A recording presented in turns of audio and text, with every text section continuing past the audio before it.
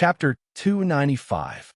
After a night of trekking, at dawn, a forest blocked their way. The towering mountains around blocked the air currents, and the temperature here was warm and humid. Such a temperature was conducive to the growth of plants, so the forest in front of them was extremely dense, and they couldn't see the end of it. There was also an extremely wide variety of plants, and almost all subtropical plants could be found here. Under Brad's lead, the team entered the forest and continued forward. 4 armed members of the White Tribe used their sabers to cut down vines and thorns. Tang Yuyin and Charlotte walked behind Brad. In the middle of the team, they moved very slowly. Tang Yuyin held an electronic device in her hand, which showed a satellite image and a red signal dot. The red signal that was quietly flashing, guiding the team forward. The red signal that was a distress signal sent by China's elite team of experts. If we're lucky, we don't even need to alarm the White Han tribe's armed forces to save our people, Tang Yuyin said. Charlotte didn't think so. Didn't the last operation fail? Don't be too optimistic. I think we need to have a plan to face the White Han tribe, not a backup plan. Tang Yuyin chuckled. Didn't you say that it was the women's kingdom that Xuanzang had been to? You can sacrifice yourself and be the husband of the White Han tribe's queen. If you have a daughter, she might be the next queen. Screw you, Charlotte said.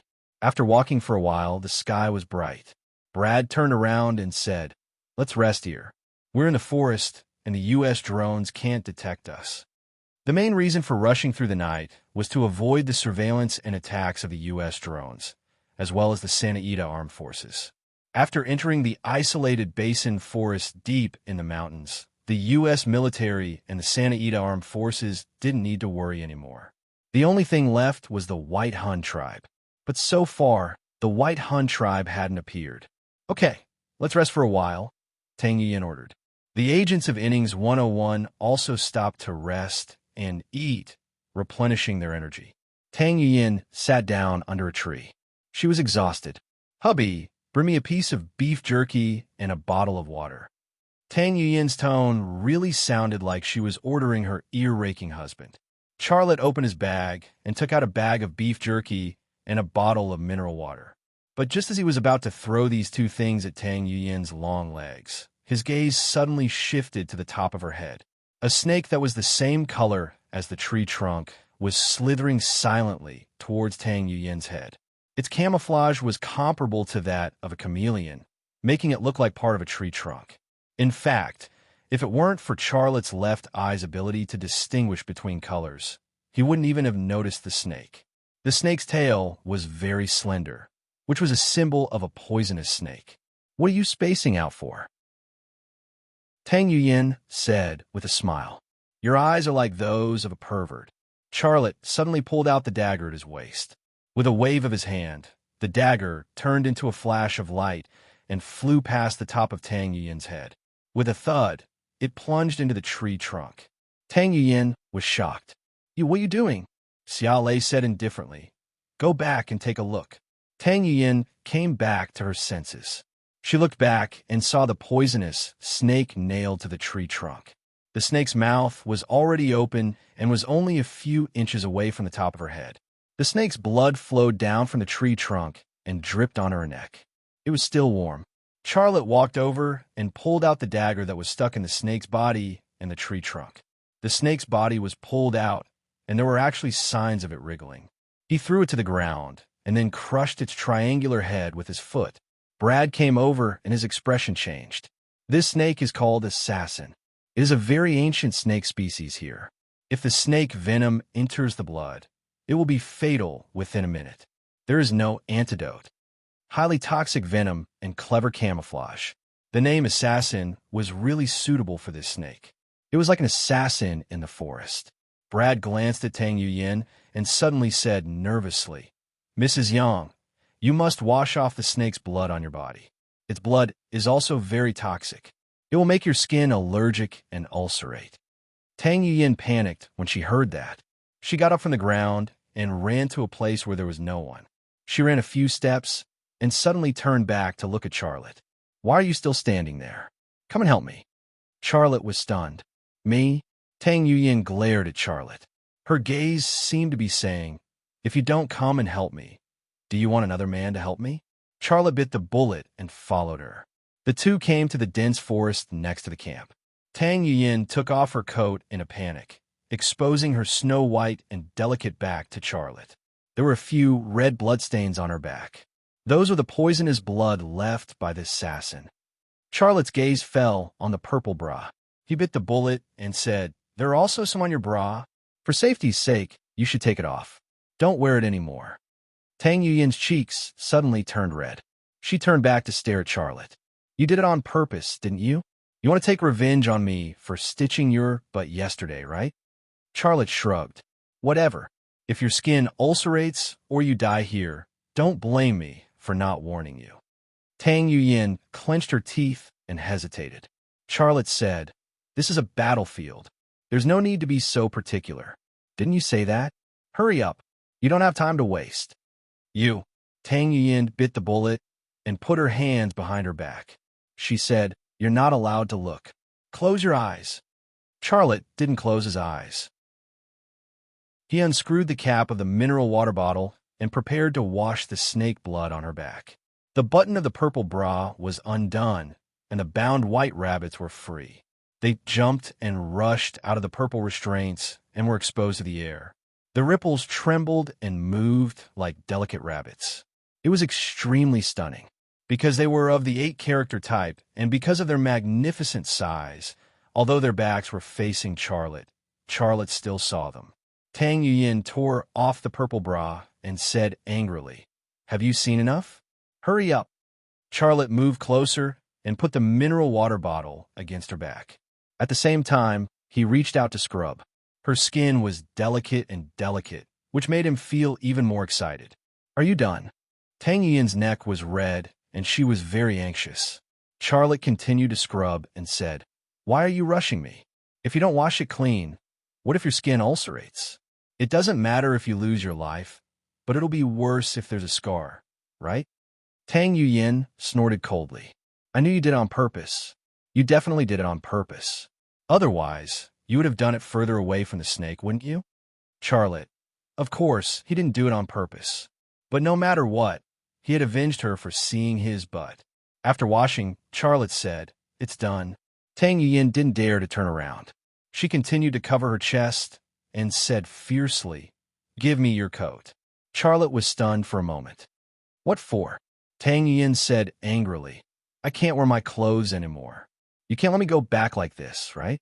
Charlotte laughed and cried. He took off his coat and put it on Tang Yuyin's back.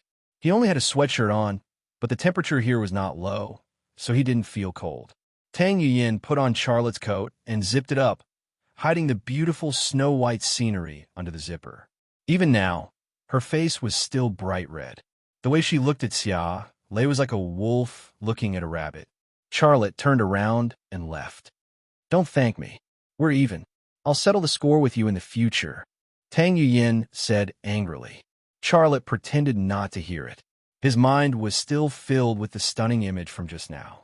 The white ripples were swaying as if they would never stop. "Wait." Tang Yuyin suddenly stopped him. Charlotte turned around and looked at her. "Is there anything else?" Tang Yuyin stretched out her hand and pointed to a direction for Charlotte. Following the direction Tang Yuyin pointed, Charlotte saw a tree and a skeleton hanging on the tree trunk. It was pierced and nailed to the tree trunk by a spear. The spear had pierced through its ribs, and the entire spear head was embedded in the tree trunk.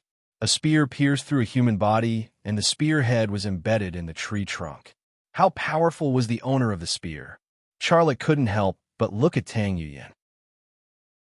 They didn't say anything, but they walked towards the skeleton at the same time. There were still some clothes left on the skeleton. It was a Soviet soldier's uniform. There were also some items dropped under the skeleton.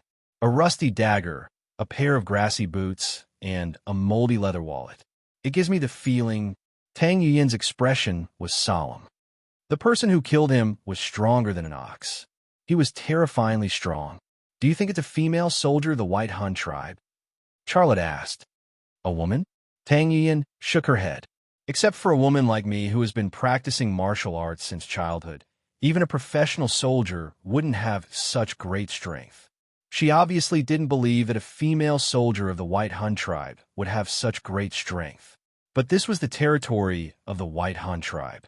If it wasn't a female soldier of the White Hun tribe, then who killed this Soviet soldier? Charlotte picked up the moldy leather wallet and opened it. There were actually a few Soviet rubles and a military identity card inside, but they were moldy and rotten and couldn't be recognized. The person who killed him didn't take his money. Charlotte said, "Based on this, I think it should be a female soldier of the White Hun tribe. Money is useless here." Tang Yuyin looked around vigilantly. "Do you think we're being watched?" Charlotte said, "I don't think so for the time being, but if we continue to go deeper into this forest, it will happen sooner or later." Tang Yuyin thought for a moment. "When we go back, don't tell Brad about this. He still has 4 people. If there is a battle, they can help us restrain the enemy. He is of value to us." Charlotte nodded. He knew that Tang Yuyin was afraid of scaring Brad, who would leave with his people. After returning to the temporary camp, Brad said with a smile, "Is it done?" Tang Yuyin said, "It's done. My husband has helped me wash the snake blood." Brad stared at Tang Yuyin's chest. Without the restraint of a bra, her chest didn't feel the slightest bit saggy. Instead, it felt more plump and firm. There was no man who wouldn't be envious of such a chest. Tang Yuyin was a little unhappy, but she didn't show it. "Let's go." "Okay, let's go." Brad finally withdrew his gaze. The team continued to set off. A gust of wind blew through the forest. The skeleton hanging on the trunk swayed and made a strange sound, as if it was telling a horror story. Chapter 296. Night came very early in the basin. At 6 o'clock in the afternoon, there was no light in the forest. Darkness fell early, and the team stopped in an open space to drink, eat, and rest. 3 days of not sleeping well. Even an Iron Man would not be able to withstand it. Brad and Tang Yuyin each sent a person to stand guard, and the rest of the team slept on the grass in the forest. Charlotte wrapped himself in a blanket and fell asleep in less than a minute. He could not hear the sound of the wind in the forest and the chirping of the insects. He had a dream. He dreamed that his father, Xia Changhe, was chatting with him at home, but he could not hear what they were talking about. Later, he dreamed of Tang Yuyin. She stood in front of him with her upper body bare. The 2 snow-white lumps were completely exposed to his sight, like beautiful jade embedded with red agate. "Put on your clothes." Charlotte mumbled in his sleep. "Pervert, what did you dream about?" A woman's voice came. "Yuyin, did you not hear what I said? Put on your clothes. I know you are very big, but you should not show it, right?" Charlotte said again, It's me. How dare you accuse me of showing it on purpose?" The woman who spoke flew into a rage out of humiliation and slapped Xia Lei's cheek. Although the slap did not use much force, Charlotte still woke up. As soon as he opened his eyes, he saw Tang Yuyin squatting beside him. She was staring at him angrily, and her cheeks were a little red. "Ew, why are you here?" Xia Lei finally came back to his senses. "What did you just mumble?" Tang Yuyin remembered Charlotte's sleep talk, and her cheeks turned red again. "What did I say?" Charlotte vaguely remembered that he dreamed of Tang Yuyin, and it was a half-naked Tang Yuyin, but he would definitely not admit it. "Humph! Stinky man." Tang Yuyin snorted. "I'm too lazy to expose you. Go stand guard. It's your turn." She yawned. "I should sleep for a while. I'm so sleepy." Charlotte climbed out from under the blanket. Just as he was about to put away the blanket, Tang Yuyin grabbed his hand from behind. "Don't put away the blanket. I'll sleep on your blanket." Charlotte said, "I'm a stinky man.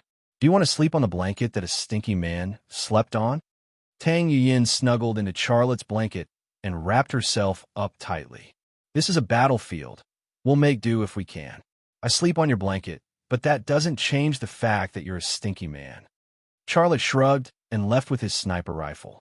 Tang Yuyin closed her eyes and fell asleep just like that. She fell asleep. She dreamed of a firm butt, and she was squatting behind that man. Her gaze secretly passed between his legs. What you think about during the day, you dream about at night. She couldn't avoid it. Standing guard with Charlotte was an armed man from the Whitestone tribe. He respectfully handed Charlotte a cigarette. Charlotte shook his head to indicate that he wouldn't. The armed man didn't insist and lit up his own cigarette. Charlotte chatted with him in broken Pashto. The armed man was surprised that Charlotte could chat with him in Pashto, so he chatted with Charlotte with great interest. At the same time, he corrected Charlotte's grammar mistakes. Charlotte asked several questions about the White Hun tribe, but the armed man didn't know much more than him. Chatting in Pashto, with someone correcting his mistakes, Charlotte learned the language as fast as a Lamborghini on the runway. The armed man from the Whitestone tribe who was chatting with Charlotte was also surprised. At the beginning, Charlotte stuttered and couldn't even speak a simple sentence fluently. Sometimes, he even made grammar mistakes. But as he chatted with Charlotte for a long time, he realized that Charlotte's Pashto was getting more and more fluent. Even his grammar mistakes were fewer. "Mr. Yang, you're so smart. Have you learned Pashto before?" "Yes, I learned it for a year." Charlotte smiled and said, "Adelo, my friend, I just forgot about it for a while. You see, talking to me reminds me of what I've learned before." Adelo was the name of the armed man. He gave Charlotte a thumbs up. "Mr. Yang, you're the best gunman I've ever seen. I admire you." After a pause, he said, "Can you watch for a while? I'm going to relieve myself." Charlotte said, "No problem, go ahead." Adelo walked into the depths of the forest, picking leaves from the bushes as he went. Charlotte smiled bitterly and looked away from Adelo. He stood guard for a while and suddenly had an idea. He found a very old towering tree and climbed up it. The tree had at least 1,000 years of history. The vertical height from the roots to the crown was about 80 to 90 meters, like a giant umbrella that covered the sky. Charlotte climbed to the top of the tree. With such a height and the terrain of the basin, he looked up and saw a range of more than 4,000 meters in front of him clearly with his left eye. One by one, the trees stretched out in his field of vision, and he couldn't see the end. In a place far away, mountains stood under the night sky. Under the cold light of the stars and moon, the white snow on the mountains could be vaguely seen. Other than the trees, there were mountains. The basin surrounded by mountains was like a paradise written by Tao Yuan Ming, giving people a dreamy feeling. The whole of Afghanistan was burning with the flames of war, but this place was an exception. No tribes, no temples, and no White Hun female warriors. "What's going on?" "We've been walking in the forest for a day. If there were any White Hun female warriors, they should have appeared by now, right?" Charlotte couldn't figure it out. "Oomph." A muffled groan came from Adelo's direction. It was a very soft sound, but it was carried by the night wind to Charlotte's ears. Charlotte's gaze moved over, and the tree crown and trunk that blocked his view quickly disappeared. Almost 2 seconds later, he saw Adderall. However, with this one look, he was so shocked that he almost fell from the tree. Adelo had been nailed to the tree trunk by a spear. The spear had pierced through his chest and came out from his back. The entire spearhead was embedded in the tree. A woman also entered Charlotte's line of sight. She was a very peculiar woman. She had a head of wine-red hair with natural wavy curls. Her cone-shaped face was covered in oil paint, but one could also see that her eyes were green, just like a cat's eyes that were frightening. She was very tall, similar to a Westerner. Her skin was not the white of Westerners, but yellow, no different from Asians. The White Hun were of mixed Eurasian descent. This woman was at least 2/3 Caucasian and 1/3 Asian. This characteristic matched Brad's description. "She's the White Hun female warrior? She's really strong." Charlotte didn't hesitate and instinctively raised his gun to aim. However, after raising the sniper rifle, he realized a problem. The other party was in the forest. His left eye could see her, but the sniper rifle's bullet couldn't penetrate the forest to kill the target. A second or two later, a new situation appeared. Behind the White Hun female warriors, even more White Hun female warriors appeared. Their faces were smeared with oil paint, and they only wore simple cloth skirts or animal skin skirts. Almost all of them had tattoos on their bodies. Some were gods, some were dancing flames, and some were ferocious beasts. These tattoos made them look even more ferocious. One by one, the White Hun female warriors snuck into the camp. Some were holding spears, some were holding swords, some were holding bows with arrows, and some were holding AK-47s.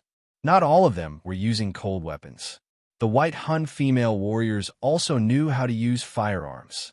One by one, the White Hun female warriors walked out from the darkness and surrounded the camp in a fan shape. There were more than 100 of them. Charlotte didn't have time to think about what to do. He raised his gun again, aimed at a target that wasn't covered by a tree, and pulled the trigger. The other party killed Adelo without asking for a reason or giving him a chance. There was no room for negotiation. Their goal was clear, and that was to kill everyone. Under such circumstances, how could he be merciful? Bang! The sound of gunfire tore through the silence of the night. The furious bullet directly pierced the chest of the female warrior that was locked on. Blood and flesh splattered everywhere. Her corpse was also smashed into the trunk of a tree. Enemy attack. Fight! Tang Yuyin roared. The camp instantly exploded. The agents of Innings 101 and the Whitestone warriors, who woke up from their dreams, pulled out their guns and started shooting. It was just a blind shot. They didn't even see where the target was. Bang, bang, bang.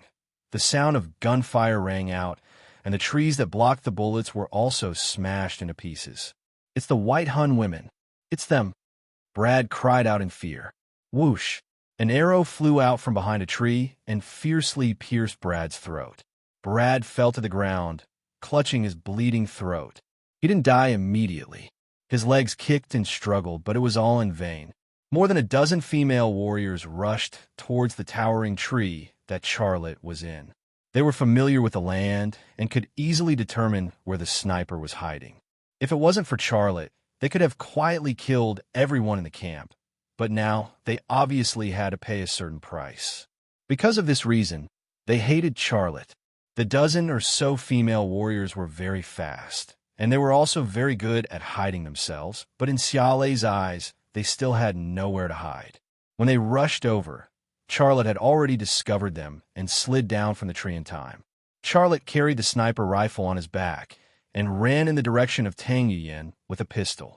At this time, he had to be with Tang Yuyin. He's over there. A White Hun female warrior discovered Charlotte. With a roar, she threw the spear in her hand straight at Charlotte's back. Charlotte suddenly fell to the ground and turned around. As the spear flew over his head, he pulled the trigger.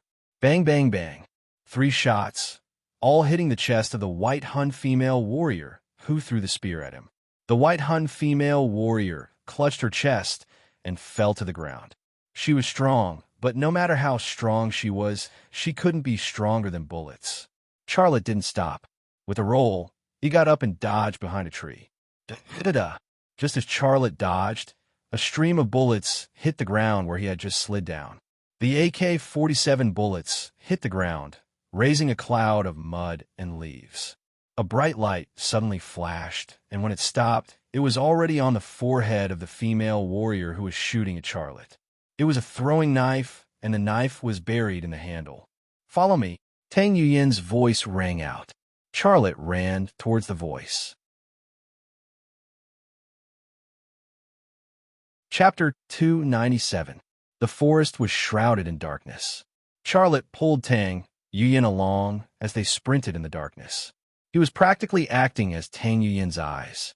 Behind them, spears, arrows, and bullets were flying everywhere. Brad's 3 subordinates had just found cover and were preparing to find a target to shoot. However, before they could lock onto any of their targets, they themselves became targets. 3 arrows shot down for the treetops and pierced their heads. The agents from 101 Innings were valiant. When they heard Charlotte's warning shot, they immediately entered combat mode. They occupied the nearby trees and hid behind them to shoot. Their marksmanship was accurate and they were already used to combat. Although they were at a disadvantage, they didn't seem flustered. The defensive line they formed was able to withstand the first wave of attacks from the White Hun female warriors, killing no less than 10 of them. However, they could only withstand the first wave of attacks. A minute later, the enemies from both sides used their AK-4S and bows to tear apart their defensive line. 5 agents from 101 Innings fell in a pool of blood. They came to save people, but died in a foreign country. They only had one life. Who could judge whether their deaths were great or not? No one had the right to do so. Of the entire team, only Charlotte and Tang Yuyin managed to escape. Xiao Lei and Tang Yuyin left the trees in their wake. There were no paths in the forest, but the two of them were trained in the Tang sect's Qigong, so they were able to traverse the complicated terrain like it was flat ground. With Tang's sect Qigong and Charlotte's left eye, even the White Hun female warriors who were familiar with the environment couldn't catch up to Charlotte and Tang Yuyin. By the time they completed their encirclement, Xiao Lei and Tang Yuyin had already escaped from their encirclement, becoming fish that had escaped the net. After running for an unknown amount of time or distance, the two exhausted people fell to the ground, panting heavily. Especially Tang Yuyin, her chest was heaving up and down, looking like a koi fish lacking water. There was only darkness above his head. There were no sounds of gunshots, no sounds of arrows flying through the air, and no sounds of footsteps or the shouts of the White Hun warriors. There was only the sound of the wind brushing past the treetops and rustling the leaves. Apart from the sound of the wind, the entire world was eerily quiet, terrifyingly quiet. A minute later, Tang Yuyin suddenly got up from the ground and walked toward the camp with a fierce look in her eyes. Charlotte got up and grabbed Tang Yuyin. "What are you doing?" Tang Yuyin said hatefully. "I want to kill those women. I want to avenge my people." "Calm down," Charlotte said in a deep voice. "There are only two of us, but they have more than 100 people. If we go, we will just die in vain." Tang Yuyin shook off Charlotte's hand. "You're a coward." Coward. Charlotte didn't mind at all. He actually understood Tang Yuyin's feelings at the moment. Those dead agents were her subordinates and had gone through fire and water with her on countless missions. They had a deep comradeship. Even he felt sad and pitiful for those agents, not to mention Tang Yuyin. "You're not going? I'll go." Tang Yuyin stormed back. Xiao Lei suddenly grabbed her by the waist. Tang Yuyin elbowed him back, and the two of them began to wrestle. Then they fell to the ground again, rolling back and forth in the forest grass. After a while, the two of them calmed down. Tang Yuyin wasn't the kind of person who would lose her rationality in a moment of impulse. She knew the consequences of going back. Not only would those dead agents not be revived, but she would also die there. If she died, who would complete the rescue mission? "Why are you still pressing down on me?" Tang Yuyin calmed down. She wasn't angry that Charlotte was pressing down on her. If Charlotte hadn't stopped her when she was impulsive, she might have done something stupid. Charlotte was still pressing down on her. His legs were wrapped around hers, and his lower abdomen was pressed against her lower abdomen, not giving her any space to move. "I'm fine. Let go of me." Tang Yuyin felt that something was wrong.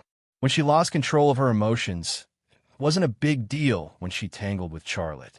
But now that she had calmed down, Charlotte was still pressing down on her so intimately. That feeling was different. "I'll let go of you. Don't mess around. Promise me, and I'll let you go." Charlotte said, "I promise you. Hurry up." Tang Yuyin glared at Charlotte. Only then did Charlotte let go of Tang Yuyin. But he still stayed by Tang Yuyin's side, looking at her vigilantly. He was afraid that she would impulsively go back to take revenge. If she wanted to do that, he would hug her again and press her down. Tang Yuyin's body showed no signs of impulsiveness. She got up and even forgot to pull up the zipper of her jacket.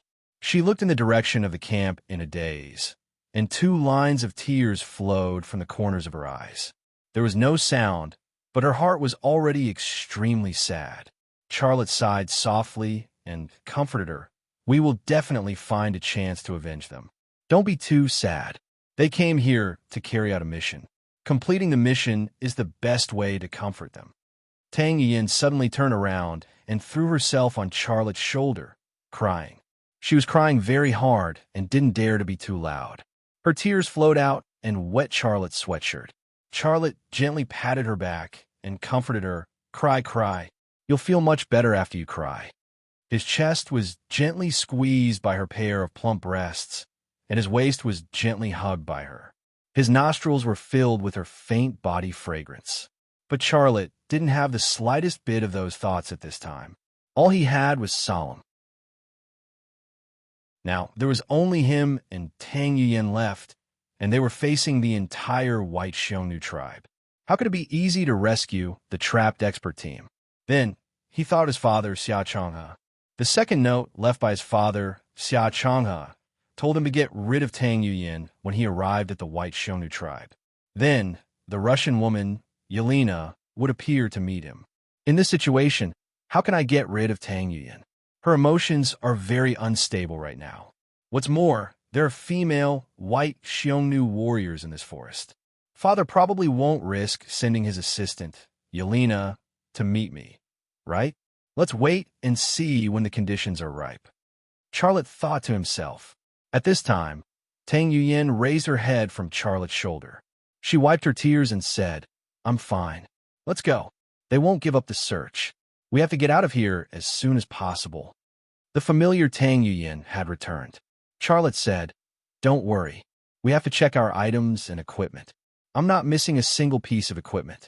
I still have some food and water. What about you? Charlotte's equipment and items were all in his backpack. As long as the backpack was there, these things would naturally be there.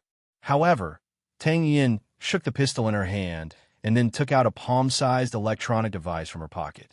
On the electronic device, the signal point that symbolized the position of the expert team was still quietly flashing, emitting a faint red light. Seeing this positioning device, Charlotte breathed a sigh of relief. It's good that this thing is still here. Without it, it's almost impossible for us to find the expert team. How many bullets do you have left? Tang Yuyan looked at Charlotte and the sniper rifle on his shoulder. Don't worry about this, said Charlotte. After every battle, I will replenish my ammunition. So, I always have more than 100 sniper rifle bullets in my backpack at any time. I have less for the pistol, about 30. Give me the pistol ammunition. You can keep the sniper rifle ammunition. I don't have time to take my backpack. My ammunition is all in there, said Tang Yuyan. Charlotte handed the 3 pistol magazines in his backpack to Tang Yuyan. The pistol ammunition wasn't important to him because he wouldn't engage in close combat with the female White Xiongnu warriors. Next time, he would snipe them from 3 kilometers away. Tang Yuyan put away the 3 magazines, looked back in the direction of the camp, and then led Charlotte in the direction of the red dot. The female White Xiongnu warriors didn't chase after them. It wasn't hard to imagine how fast Charlotte and Tang Yuyan ran and how far they ran. Try to step on the hard ground. Don't leave any traces. Charlotte said to Tang Yuyan, who was leading the way, You're really careful, but I don't need you to remind me. Do you think my experience is worse than yours? Tang Yuyan rolled her eyes at Charlotte. Charlotte smiled bitterly. Well, I didn't say anything. However, if the female White Xiongnu warriors follow our footprints and catch up, don't blame me for not reminding you. Lei, have you ever thought that we might die here? I haven't thought about it, Charlotte said. I only think about how to survive. Tang Yuyan couldn't help but look at Charlotte. Although she couldn't see clearly in the darkness, she suddenly felt that Charlotte had a tenacity that even she couldn't compare to. His body always exuded an aura of self-confidence. No matter how bad the environment was, it couldn't make him yield. He was full of charm. She didn't know why, but she remembered the scene of her sewing Charlotte's buttocks. In this situation, do you have a backup plan? Charlotte asked. Tang Yuyan smiled bitterly. How could there be a backup plan? Let's just take one step at a time. Let's find the people first, and then make a plan of retreat. Woof, woof, woof. Suddenly, the sound of dogs barking came from the forest. Charlotte and Tang Yuyan froze at the same time.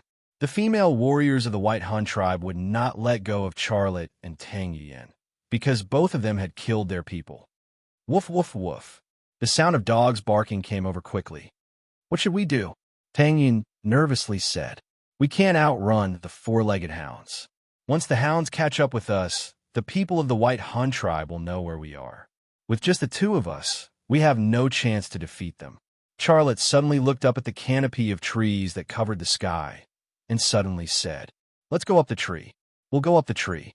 The hound's nose is very sensitive, but they can't smell our footprints in the sky. As soon as Charlotte's voice fell, Tang Yuyan's legs bent, and her body soared up from the ground. In the blink of an eye, she grabbed a branch a few meters high. Charlotte also suddenly jumped up, but his body was heavy and the branch was too high, so he couldn't grab it. In a moment of desperation, he grabbed Tang Yuyin's long legs.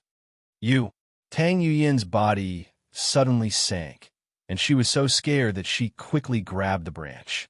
I'm carrying a bag, so I can't grab it. Steady yourself.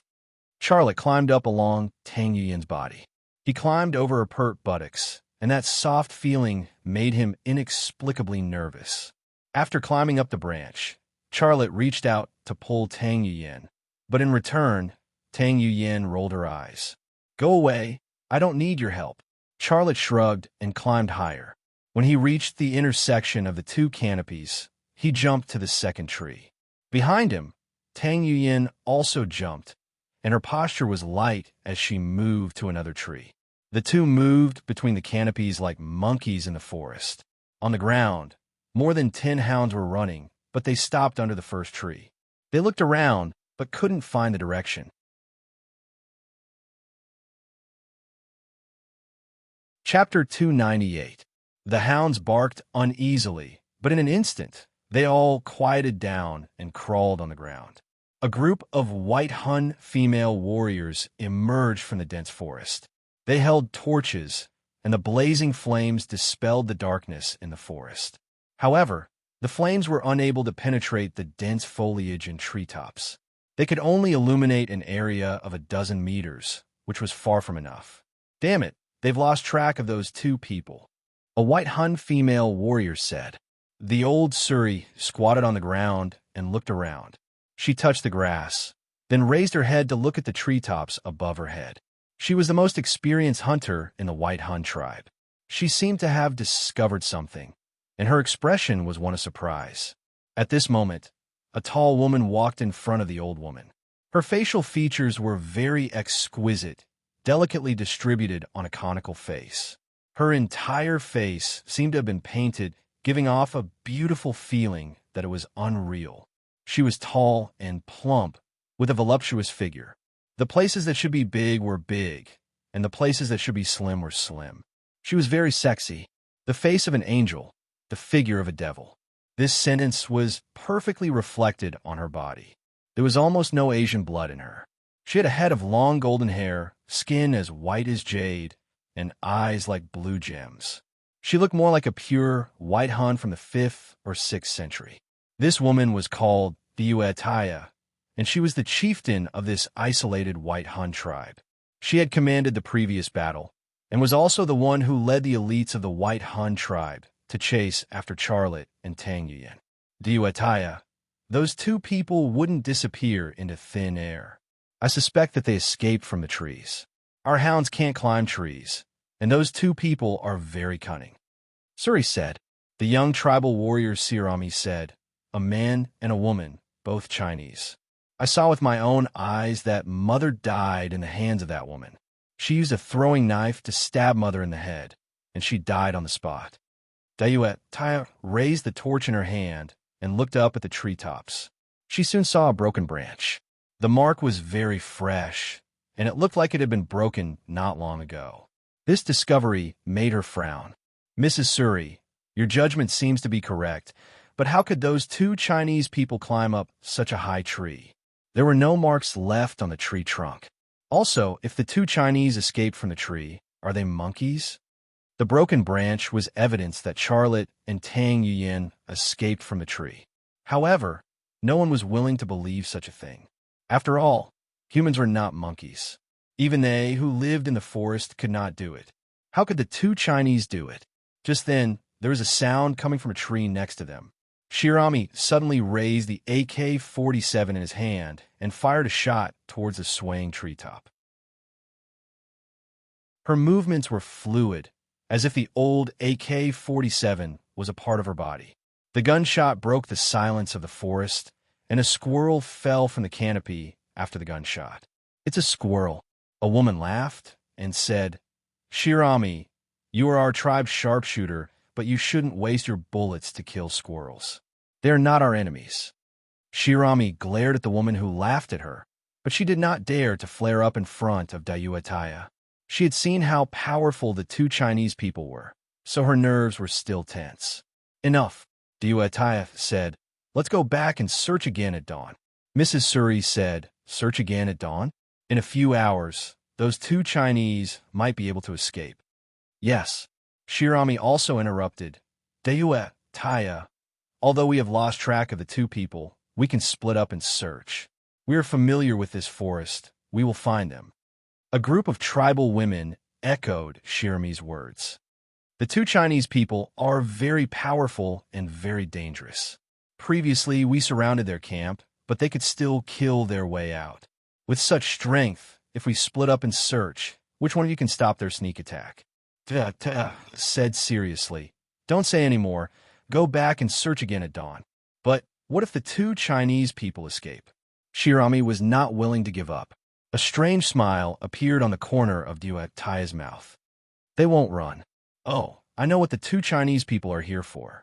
Diuataya, I want to ask you. Shirami paused. If we catch the two Chinese people, I want that man. Huh? Shirami wants a man. Someone said, and a large group of tribal women suddenly burst into laughter. Shirami's face suddenly turned red, and she argued, I am already 18 years old. I can have my own man. Don't you all have several men? I want one, is that wrong? Shirami, if you catch that Chinese kid, I will exchange 5 of my men for him, okay? A woman said with a smile. No exchange. Your men are dirty. Apart from farming and cooking, what else can they do? This time I don't care. Shirami flatly refused, as if Charlotte was already prey in her hands, and she also felt that he was a rare commodity. Diuataya patted Shirami's shoulder and led her back. Shirami was a little shorter than Diuataya, and was a petite and exquisite girl. She had a baby face, but her figure was very impressive. Her breasts were an astonishing H-cup. Even when she was walking normally, her breasts would ripple in a seductive manner. Her buttocks were also full of flesh, and the coarse cloth wrapped around her body was full, as if it would burst open at any time due to being too mature, and rich oil would overflow. This kind of figure was matched with a baby face full of innocence. This kind of picture could probably only appear in Japanese comics, and was rarely seen in reality. Shirami was a sharpshooter of the White Hun tribe, but she was also a happy person, and the women in the tribe always liked to joke with her and tease her. This made Shirami very distressed, and so she wanted a man. According to the tribe tradition, men were not only property, but also a symbol of marriage and career. If she caught that Chinese youth, she wanted him to be her first husband. Although there was only one, she felt that such a powerful man was worth 10 men. If she had such a husband, the whole tribe's women would have a whole new level of respect for her. Shirami, have you really taken a fancy to that Chinese kid? On the way, Diuataya said to Shirami. Shirami's face blushed slightly, and she didn't speak, but nodded her head. Hee. Okay, we'll catch him alive. Diuataya said with a smile. Then, I'll give him to you, and he'll be your husband. Our Shirami opened her mouth wide, and it's time for her own man. Shirami's face showed a bright smile. When we go back, I'll feed my dog and catch him at dawn. Ha ha ha. The women behind her burst into laughter again, and one of them said, Our Shirami is going crazy thinking about men. Shirami, the first time will be very painful. Let me help you. I'll help you solve your problems with cucumbers. I'm the best at using cucumbers, a woman said with a smile. Why don't you just let me and your man do a demonstration for you? I'm very experienced, another woman said. Ha! Almost all the women laughed. Shirami stared at them hatefully, and then covered her ears at the same time at a military base in eastern Afghanistan.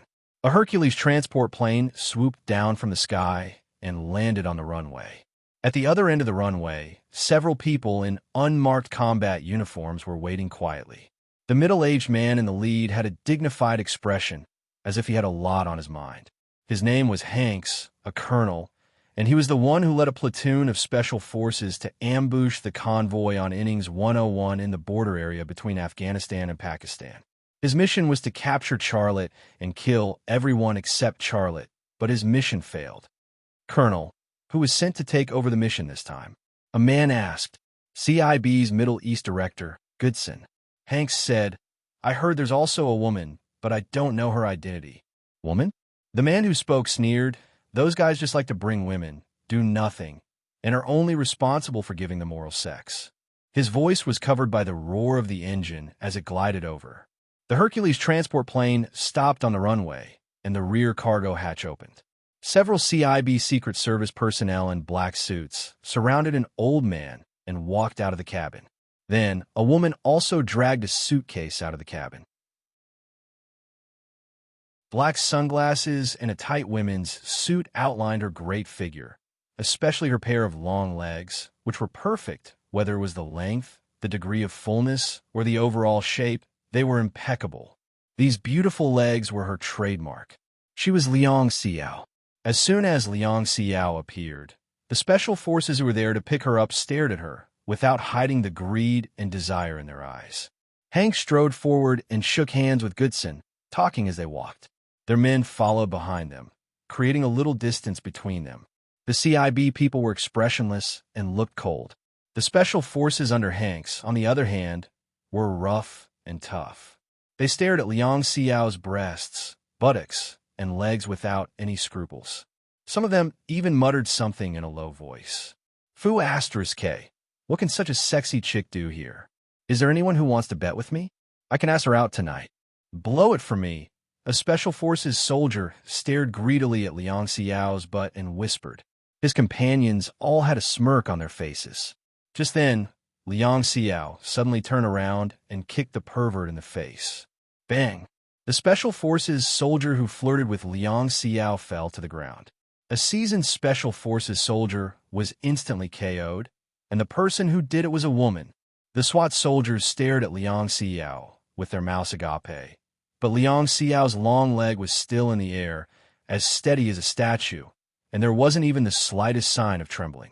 Liang Xiao retracted her leg, glanced at the Special Forces soldiers, and said emotionlessly, I'll let it go this time. If you're rude to me again, I'll kill you. No one dared to say anything.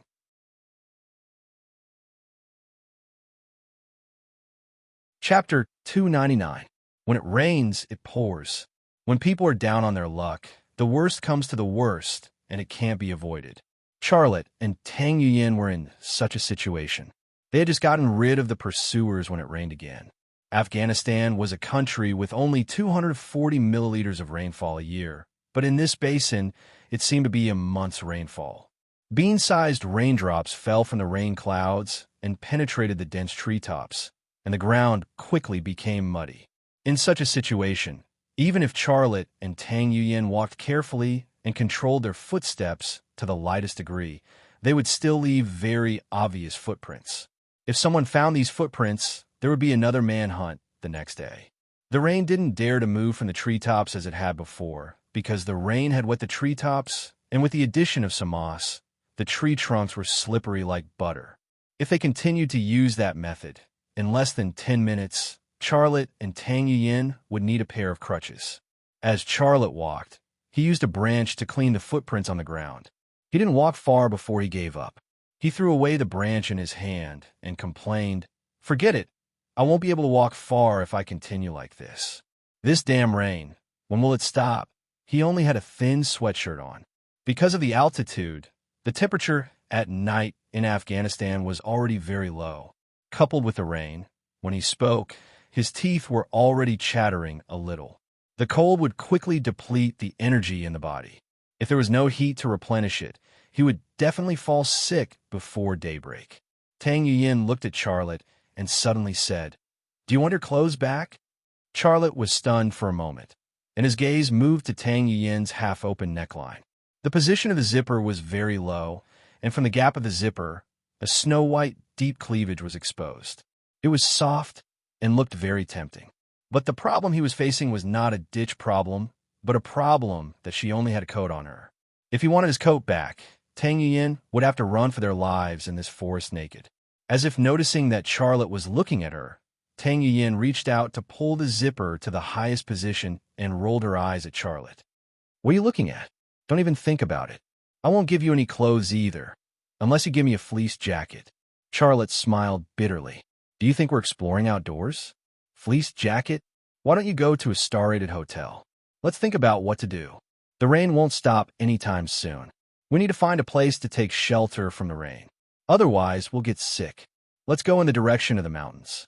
We might be able to find a hillside to take shelter from the wind. If we're lucky, we might even find a cave. Tang Yuyin said. Charlotte glanced at the nearest mountain peak and then walked in front of Tang Yuyin to lead the way. There were footprints of him and Tang Yuyin on the ground, but he was too lazy to care. In this primitive forest, diseases were actually more dangerous than the women of the White Hun tribe. Will you regret following me on this mission? Tang Yuyin asked. Charlotte said, I won't. As long as I'm here, I won't regret it. What if you die? If I die, then I die. That day will come for everyone. Charlotte smiled. I think there's nothing unacceptable about dying here for the country. Moreover, I have you with me. Go to hell. I don't want to die here. Tang Yuyin patted Charlotte's back. Don't worry. I'll take care of you. I'll bring you out of here alive. Charlotte curled his lips. It's hard to say who'll take care of who. You're wearing my clothes. This is me taking care of you. I know you can't forget your clothes. I'll take it off for you. Tang Yuyin unzipped it. Charlotte suddenly turned his head, wanted to stop her. Unexpectedly, Tang Yuyin didn't even open the zipper of the jacket. She only pulled it down halfway and then suddenly pulled it back up. When he turned his head, all he saw was a tightly covered Tang Yuyin. Huh, Tang Yuyin laughed. She pointed at Charlotte's nose. Pervert. You're a pervert. Charlotte was speechless. Looking at the coquettish smile on her face, Charlotte couldn't help but compare her to Long Bing. They were both 101 innings Secret Service leaders, and they were both very beautiful women. But Tang Yuyin and Long Bing were two completely different women. Long Bing was as cold as ice, giving people a feeling that it was difficult to get close to. She never joked and meant what she said.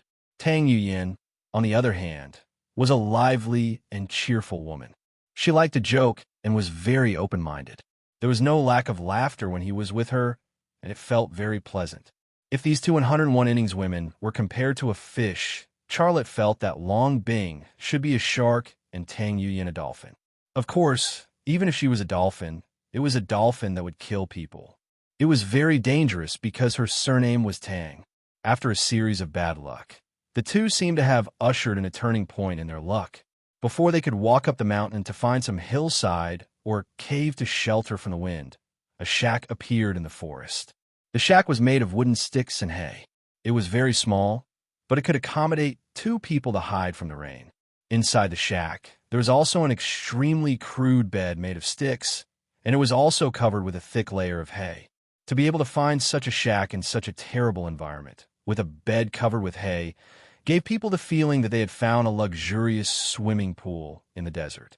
Without waiting for Charlotte to call out, Tang Yuyin rushed in impatiently and occupied the bed. Charlotte also bent down and went in. He looked around and found some small things. There were ropes and arrows, some animal bones, a small bag of rice, and a few pieces of dried meat. It was obvious that this was a supply point built by the White Hun hunters. This discovery made Charlotte relax a little. Do you see these things? This is a hunter's supply point. What does this mean? Tang Yuyin wiped the rain off her face and casually asked, What does it mean? Charlotte said, This means that the White Hun tribe is very far away from here. If they were close, they wouldn't have needed to build a supply point like this. The further away they are from us, the safer we are. Long Bing said that you were the smartest person she had ever met. I thought she was just joking, but now I know that she wasn't joking. You really are very smart and attentive, Tang Yuyin said. Her eyes moved to Charlotte's buttocks, and her ears quietly turned red. You believe her words? One day, you'll even kill cats and eat them. Charlotte used a joke to change the topic. He didn't want to talk to her about how smart he was. In fact, he didn't know how high his current IQ was. As he spoke, Charlotte took off his shirt and used both hands to wring water. Wearing clothes that were wet from the rain on a cold night was a very stupid thing to do. After wringing out the rainwater from his shirt, Charlotte took off his shoes, socks, and pants and wrung them out one by one. The only thing you didn't do was to take off the underwear that had a hole in it and wrung it out. Throughout the process, Charlotte treated Tang Yuyin as air. After wringing out the clothes, he didn't put them on, but hung them on a wooden stick to dry. Tang Yuyin frowned. "You bastard, do you think I'm air? How can you do this? Are you really a pervert?" Charlotte glanced at her. "This is a battlefield. What's there to be so particular about?" Then he laughed. "You always say that I'm a pervert. Fine, I admit that I'm a pervert. Since I'm a pervert, why would I mind you seeing my body? Besides, it's not like I'm naked. I'm still wearing my underwear." "You're hopeless." Tang Yuyin couldn't resist Charlotte's aggressive eyes. She turned her back. Charlotte also climbed onto the simple hay and sat with his back to Tang Yuyin. He quietly wrung out the water from his underwear. The atmosphere in the shack became awkward and dull. Achoo! A few minutes later, Tang Yuyin couldn't stand the wet cloth on her body. She sneezed and her body shivered slightly. Charlotte said, "I advise you to learn from me and take off your wet clothes. Otherwise, you'll get sick. Don't even think about it, pervert." Tang Yuyin's face turned even redder. Charlotte shrugged. "Suit yourself." Achoo! Achoo! Tang Yuyin sneezed twice. Charlotte turned around and reached out to touch Tang Yuyin's forehead. He suddenly frowned. "You have a fever." Tang Yuyin's body kept shaking, but her small mouth was still strong. "If I have a fever, then I have a fever. It's none of your business." Charlotte was stunned for a moment. He suddenly reached out and pulled down the zipper of her coat. A large piece of snow-white scenery was suddenly exposed to the air. The sudden appearance of the fullness had a very exaggerated, surging movement after being unrestrained. At that moment, it was as if two avalanches had suddenly crashed in front of her. "You?" Tang Yuyin was shocked on the spot. She couldn't believe that Charlotte would do this and dare to do it. A second later, a slap fell on Charlotte's face. The slap was very heavy. In the blink of an eye, half of Charlotte's face swelled up and a trace of blood spilled from the corner of his mouth. However, Charlotte didn't care. He grabbed Tang Yuyin's wet coat and started to pull it off. "You, what are you trying to do?" Tang Yuyin was scared out of her wits. She held onto the coat tightly to prevent Charlotte from pulling it off. A man and a woman were alone in a shack, and a man in only his underwear suddenly pounced on her and pulled off her clothes. What she could think of was self-evident. At that moment, Charlotte was no longer a pervert in her heart, but a beast. Although she resisted fiercely, the cold and fever made her unable to resist Charlotte. She was quickly pressed into the haystack by Charlotte, and her wet coat was also pulled off. However, Charlotte didn't stop. He untied her belt and pulled off her pants. There was only a purple lace left on her body. It was the kind that was very tight and close to her body. A mature and sexy figure was clearly revealed under the purple fabric. It was extremely seductive. After pulling off her coat, pants, shoes, and socks, Charlotte released Tang Yuyin. As soon as Tang Yuyin regained her freedom, she immediately grabbed the pistol that was placed next to the haystack and pointed it at Charlotte's head. Charlotte pretended not to see the gun. He picked up the coat that had been thrown on the ground and wrung the rainwater off it. "Aren't you afraid that I—" Cough, cough. After coughing a few times, Tang Yuyin said what she wanted to say. "Aren't you afraid that I'll shoot you? If you want to open it, then open it. Anyway, if I don't die in your hands, I'll die in the hands of those white Hun tribe women. If I die in your hands, you'll still feel guilty. Next year, you'll have to burn incense for me on the Qingming festival and beg me not to blame you." "What's wrong with that?" Charlotte continued to wring out the water. "You." Tang Yuyin was so angry that she couldn't speak. However, she knew very well that Charlotte didn't want to do that to her. He just wanted her to take off her wet clothes.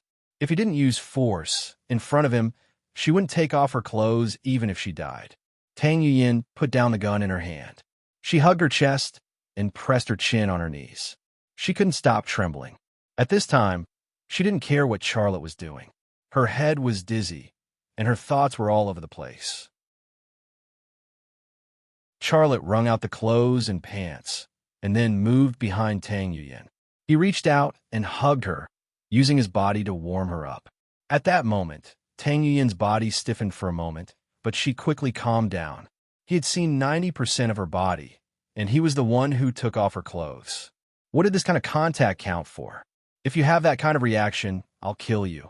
In that instant, Tang Yuyin felt the change in the man behind her. She suddenly became nervous and couldn't help but threaten him. Charlotte's reaction was also quite extreme. Hugh, hey, do you think I'm a little girl who hasn't learned about physiology? I'm talking to you. Hugh. Outside the shack, the cold rain was falling and the wind was howling. However, Charlotte was sweating profusely. He was hugging a beauty wearing only a piece of lace, skin to skin, and the worst thing was that he couldn't move or have that kind of reaction. God, have mercy on him. This was definitely not enjoyment. This was torture.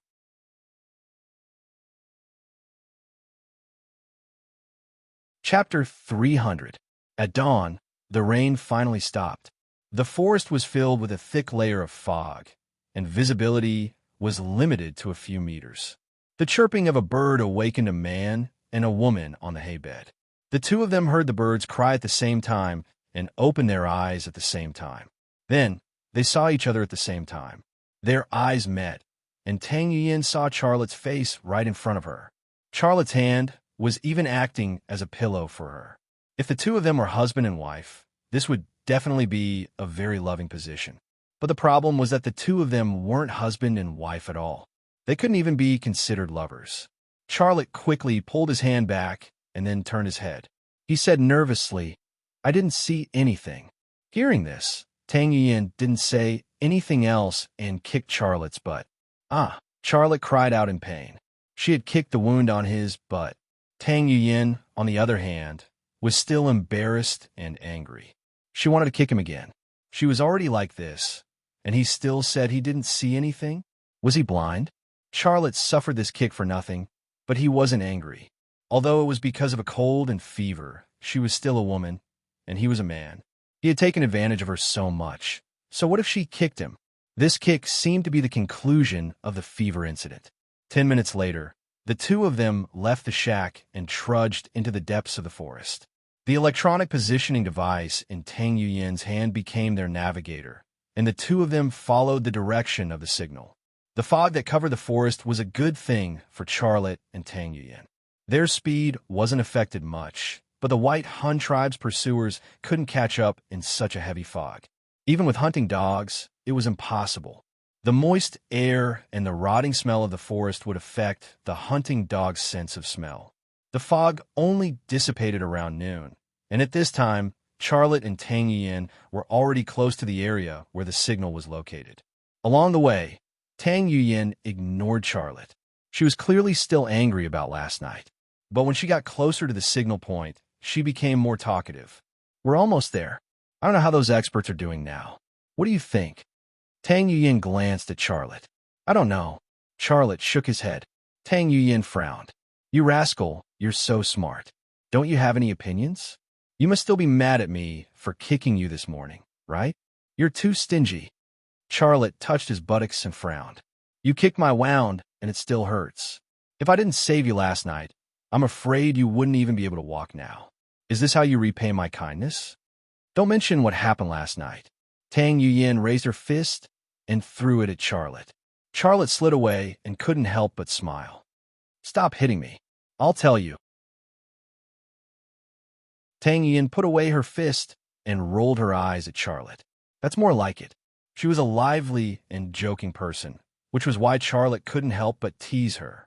He liked to see her angry and shy. Charlotte sorted out his thoughts and said, I think we've overlooked a very important problem. This is the territory of the White Han. Serenity and the expert team are active in this area. Do you think the White Han people don't know about it? You mean the expert team has been arrested? We can't rule out that possibility. If only we knew why the expert team is here. Charlotte observed Tang Yuyin's expression and said, At this time, tell me, what is our expert team doing here? Don't try to trick me. I really don't know. I'm here on a mission, not for scientific research. I'm not interested, Tang Yuyin said. If our expert team has been arrested, what should we do? Charlotte asked. Tang Yuyin said, find a way to steal back our satellite phone and ask for backup. Charlotte thought of the women of the White Hun tribe who were like wolves and tigers, and he couldn't help but smile bitterly. Stealing the satellite phone from the White Hun tribe? That was a matter of risking one's life. The two of them didn't gain anything from their conversation, but their field of vision suddenly opened up. The forest here strangely disappeared, and a wasteland extended forward. At the end of it was a mountain range. Under the sun, the white snow on the peak of the mountain was crystal clear, like a painting. Charlotte's line of sight was flat, and in the center of the wasteland, a pile of rocks entered his sight. At first glance, it was just a large pile of rocks, but after careful observation, he found that the rocks had the outline of town. Some parts that hadn't collapsed could vaguely make out the shape of buildings. Finally, he came to a conclusion. It was an ancient town, but it had collapsed and became ruins. This discovery made Charlotte excited. He took the electronic positioning device in Tang Yuyin's hand and compared it. The result quickly came out. The signal was emitted from the ancient stone town. What did you find? Tang Yuyin didn't have Charlotte's vision, but her intuition was very sharp. Charlotte pointed to the front. There seems to be a stone town, and the signal came from there. Tang Yuyin couldn't wait to snatch the electronic device from Charlotte's hand. After comparing it, she also became excited. It's there. Let's go take a look. Charlotte didn't move. With our experts active here, will the White Xiongnu tribe be so peaceful? Tang Yuyin also calmed down. She said, "Give me the sniper rifle. I'll use the scope to take a look." Damn, my binoculars were also taken away by those stinky women. Charlotte didn't give the sniper rifle to Tang Yuyin, but he took off the scope and gave it to her. This thing was just a decoration to him, and it was not useful at all. Tang Yuyin didn't say anything. She used the sniper rifle's scope to observe the ruins. Charlotte secretly said in his heart, "This place exudes a strange aura, but I don't know anything. If I go there rashly, what if the White Xiongnu tribe set up a trap there? Wouldn't I be walking into a trap? Wait, how could I forget about my father? He must know something." He left a note, and after arriving at the White Xiongnu tribe, his father, Xia Changhe, told him to leave the people around him when he arrived at the White Xiongnu tribe, and then meet the Russian woman, Yelena, who delivered the message. Last night was actually the best opportunity to meet, but Tang Yuyin was in trouble at that time, and he couldn't leave at that time. "Yuyin, you stay here and observe. I'll go to another place to observe. We'll meet here in half an hour." Charlotte quickly made a decision. Now it was time to meet Yelena. Tang Yuyin thought for a moment. "Okay, we'll meet here in half an hour. If you find the White Xiongnu tribe, don't act rashly and avoid them. You too, be careful," Charlotte also warned. Tang Yuyin suddenly came up, gave Charlotte a hug, and whispered in his ear, "Don't die. I'm still waiting to settle the score with you." Charlotte smiled. He actually knew what she wanted to settle the score with him. However, he didn't know how she was going to settle the score with him. Charlotte quickly disappeared into the dense forest behind him. Tang Yuyin continued to use the sniper rifle scope to observe the ruins, but after 2 glances, she suddenly remembered something. "Oh no, his scope is still in my hands." She turned around to look for Charlotte, but all she saw was a dense forest. In the forest, Charlotte's speed wasn't fast. He moved carefully and made a bird's chirping sound. He hoped to use this method to lure Yelena out. About 10 minutes later, Charlotte's efforts finally got a response. Coo, coo, coo. From a direction came the sound of a cuckoo bird, and it was a female cuckoo bird. When Charlotte heard the sound, a smile appeared at the corner of his mouth, and he followed in that direction. As he walked, his left eye twitched slightly, and everything in a large area couldn't escape his eyes. The ants crawling on the trunk, the birds on the branches, and the poisonous snakes lurking in the grass couldn't escape his eyes. Soon, a woman entered his sight. It was his father, Xia Chang's assistant, Yelena. She hid in a tree and carefully peeped in his direction. After he entered her sight, she slid down from the tree. "I waited for you all night last night." As soon as Yelena saw Charlotte, she complained. "You let me stand outside all night, but you hugged that woman and slept in that shack. If it wasn't for your father, I couldn't help but throw a grenade into that shack." Charlotte couldn't help but feel embarrassed. I'm sorry. She was sick, and I couldn't leave her. Yelena sneered. You just enjoyed hugging her, didn't you? You forgot about me. Charlotte was speechless, and his face quietly became hot. Forget it. For your father's sake, I won't argue with you. Yelena changed the topic. What's your plan? Rescue the trapped expert, and then retreat. Charlotte didn't hide anything. Where's my dad? You want to see him? Of course. Tell me, where is he now? I can't tell you.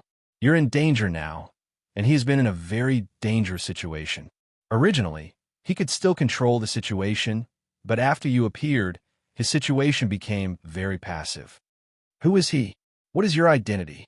Charlotte's emotions were a little out of control, and he couldn't wait to find out everything. Yelena was silent for a moment. We are all independent agents. This statement was the same as what Liang Xiao had said, but Charlotte couldn't be satisfied with such an answer. Such an answer also made Charlotte's heart burn with anger. Since he doesn't want to see me, why did he send you here? To chat with me? You're no longer a rebellious child. You should know your father's situation. He's your father. Everything he's doing is for you. Isn't that enough for you to understand him and forgive him? Xiaolei looked at Yelena and said, You're not a rebellious child anymore.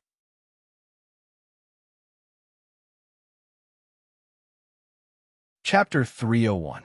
Charlotte could understand why his father, Xia Changhe, had abandoned him and his sister for 5 years. But when he thought about how he had survived the past few years, he couldn't help but feel a little unhappy. Coupled with the fact that his father, Xia Changhe, hadn't shown up yet, he couldn't help but feel angry. Forgive him or not, that's between us. Where is he? Ask him to come out and see me. What's the point of sending an assistant every time? Yelena sighed. He also wants to see you, but it's not the right time to meet yet. Believe me, you will see each other soon. Humph. Did he send you here just to tell me this? Charlotte said angrily. I need help, not a chat. Even if we need a chat, you should be the one talking to me, not you. Yelena wasn't angry at all. She took out a package from her backpack and threw it to Charlotte. Charlotte caught the package and felt it was heavy. He asked curiously, What's this? Yelena said, Don't you need help? Your father knows your current situation, and he has prepared everything for you. Charlotte opened the package. It was a satellite phone in an envelope. After the attack last night, Tang Yun urgently needed a satellite phone. His father, Xia Changhe, had sent a satellite phone. This was undoubtedly a timely help for him and Tang Yun. Charlotte woke up the satellite phone, but there was no phone number saved on it. He thought that his father, Xia Changhe, would leave a contact number on it, but now it seemed that he had thought too much. Charlotte put the satellite phone in his pocket and opened the envelope. There was a piece of paper and a photo in the envelope. The photo was of a sword, a very old sword. Although it was just a photo, it still gave people a feeling of vicissitudes, as if it was telling the story of what had happened to it in the language of blood and iron. Why did you give me a picture of a sword? Charlotte looked at Yelena in confusion. Yelena said, Do you know what kind of sword this is? This is the sword of Attila. The sword of Attila? Yes, Attila was the greatest Hun. The white Hun tribe in this basin are his descendants, and this sword is something they've always wanted. Charlotte's heart skipped a beat. It's with my father? Yelena shook her head. Your father is not an archaeologist, nor is he an antique collector. He knew the whereabouts of the sword and was willing to provide clues to the chieftain of the white Hun tribe, Taya. In exchange, you can leave this place safely. In other words, if you ever meet someone from the white Hun tribe again, all you have to do is take out this photo and say that you know the whereabouts of this sword, and you'll be able to leave safely. This photo and the whereabouts of the sword of Attila were undoubtedly a life-saving talisman.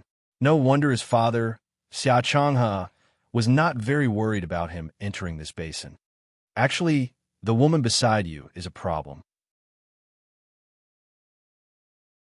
If you're smart, you should kill her or borrow the white Hun people to kill her, and then leave this place alone. Yelena said. Charlotte said, I'm different from you. I won't kill people casually, and I won't kill my companions who have gone through fire and water with me. It's enough for me to hear such words once. I don't want to hear it a second time. Yelena smiled. Your temper is really like your father's. Where's the sword? Charlotte said, if I meet someone from the White Hun tribe, I can't just have a photo. It's all in that envelope. Look at it yourself. Your father left you a message on it. I should go, or else your companion will find me. Yelena left without hesitation. Xiao Lei wanted to call out to her, but he swallowed the words that were at the tip of his tongue. He knew very well that even if he stopped Yelena and continued to talk to her, he would not be able to get his father's whereabouts out of her. Charlotte opened the envelope and took out the paper inside. On the paper was a paragraph. Son, I know you have a lot of questions in your heart. I also know that you really want to meet me and get answers from me. But now is not the time for us to meet. It's too dangerous. The White Hun tribe is not scary. The scary ones are the Americans. You should know very well that they have been chasing me. They also want to capture you. They will be here soon. You should leave in advance. Bring the photo and information I gave you to the White Hun tribe's chieftain, Taya, and negotiate with her. She will hand over those experts and probably release your companion from 101 innings. Finally, please believe me. I have always been looking forward to our reunion. At the end of the paper was a paragraph of text. It was a message from the Sword of Attila. Seeing this message, Charlotte was stunned. Korea, God Domain Group. And Jinjian. Isn't this Xiaoxian's father? I never thought that the sword of the Hun King Attila would end up in Korea. Father is really resourceful. He even knows about this. The sword of Attila symbolized the power of the Hun King. It also represented the most glorious history of the Han tribe. To Jinjian or other collectors, it was just an antique.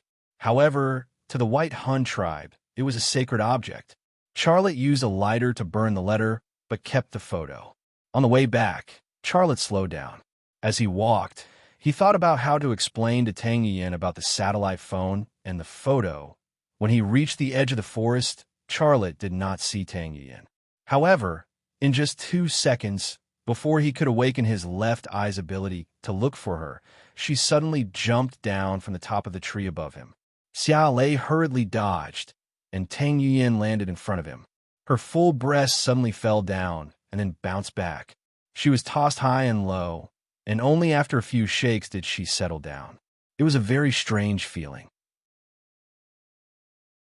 His mind could not help but recall the scene of him forcefully removing her clothes last night. A warm feeling grew in his lower abdomen. After all, he was a normal man.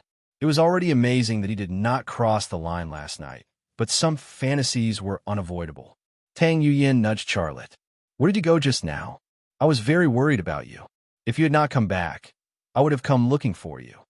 Charlotte said, I met a woman from the White Hun tribe. Tang Yuyan was shocked. How did you deal with it?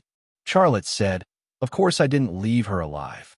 If I had let her go, she would have brought a large group of people to chase after us. You dealt with it correctly. I know you don't like to do this kind of thing, but we had no choice. Tang Yuyan comforted Charlotte. Charlotte took out the photo and the satellite phone. I found these 2 things on her. Tang Yuyan's eyes lit up as she stared at the satellite phone in Charlotte's hand. She grabbed it and said excitedly, that's great. I can use it to contact the headquarters and ask them to send reinforcements. Wait, how could a woman from the White Hun tribe have a satellite phone? Charlotte shook his head and pretended to be confused. I'm not sure. I searched her body and found it. I guess it was left behind by someone from the Whitestone tribe, or they obtained it from some other source. Forget it, that's not important. As long as it's useful. Tang Yuyan's gaze shifted to the photo in Charlotte's hand. She asked curiously, an ancient sword? What's its origin? Charlotte revealed a smile. I know the origin of this sword. It's called the Sword of Attila. Do you know who Attila is? He's the greatest Hun king of the Hun tribe. He's very amazing. This sword represents his power and glory. It's very important to the White Hun tribe. It's just a photo. If you have a real sword, that's more like it. Tang Yuyan said disapprovingly. Although I don't have a real sword, I know who collected this sword. This information might be useful to us. Charlotte said. Tang Yuyan said in surprise. You know this too? I'm well-read and have friends all over the world. Is it strange that I know this? Forget it. I'm not in a mood to talk to you about this. Don't you want to go take a look at the ruins? Let's go. After my previous observation, I didn't find anything suspicious. Charlotte walked out of the forest and walked towards the ruins. Tang Yuan wasn't an idiot. On the contrary, she was a professional agent who was smarter than a monkey. Charlotte left for half an hour and returned with a satellite phone and a photo. Her heart was filled with curiosity and even suspicion. However, Charlotte's words were so flawless that she couldn't find a single flaw. This brat, could it be that he sacrificed his body to deceive some white Han girl? My God, what am I thinking about? Let's go take a look first. Tang Yuan followed Charlotte towards the ruins. No matter how suspicious she couldn't think of Charlotte's father who had been missing for 6 years. 10 minutes later, the two of them arrived at the front of the ruins. Ancient stone bricks were lying in the grass, and some were still standing on the ground. They could vaguely make out the shape of the city wall. Inside, some places looked like streets, and some were houses, temples, and so on. These stones couldn't speak. They didn't have a sound, but they were a language there. They spoke of the prosperity of the past and the vicissitudes of time. Tang Yuan walked forward with a GPS device in one hand and a gun in the other. Any slight movement would trigger her sharp reaction. Charlotte didn't feel too much pressure. He just followed Tang Yuan and admired the ancient ruins. He knew peaceful and a few experts had been captured by the White Han tribe. However, he couldn't tell Tang Yuan that. Otherwise, his lie would be exposed. Where are our experts? Charlotte pretended to be anxious. 50 meters ahead. Strange. Why don't I see anyone?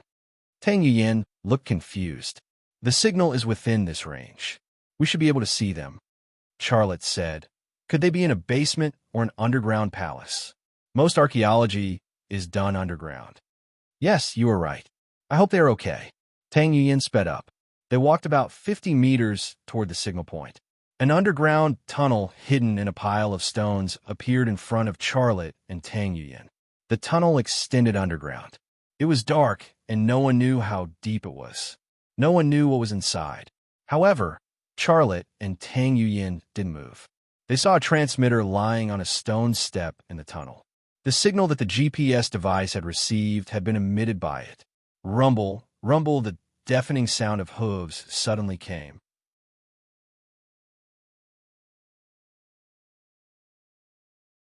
Chapter 302. The first thing that entered Charlotte and Tang Yuan's line of sight was a white horse. The woman on the horse had blonde hair that fluttered in the wind. She was not brandishing a horsewhip, but an AK-47. She had a hot figure and a beautiful face, but she did not have the gentleness of a woman at all. Instead, she had the aura of a fierce bandit. She was the chief of the White Han tribe, Taya of the Great Moon tribe. Behind Taya of the Great Moon tribe were hundreds of war horses, and the war horses were all driven by women of different ages. Some of them had white hair, while others were only in their teens. Some of them were holding AK-47s, some were holding bolt-action rifle from World War II, and some were holding cold weapons such as spears and swords. There was a wide variety of them. In terms of age and weapons, the group looked like a ragtag bunch. However, if anyone thought that they were a motley crew, they would be gravely mistaken. They were all experts in mountain and forest warfare, and they also had the fearless personality of the Xiongnu. Such an opponent would be a headache no matter who it was. About 300 cavalrymen quickly spread out and surrounded them in a fan shape. As the war horses charged forward, there would be gunshots fired into the sky from time to time, and there would also be strange cries. The scene gave off a huge pressure as if death was approaching. Tang Yuan had wanted to raise her gun and fight, but she did not manage to do so in the end.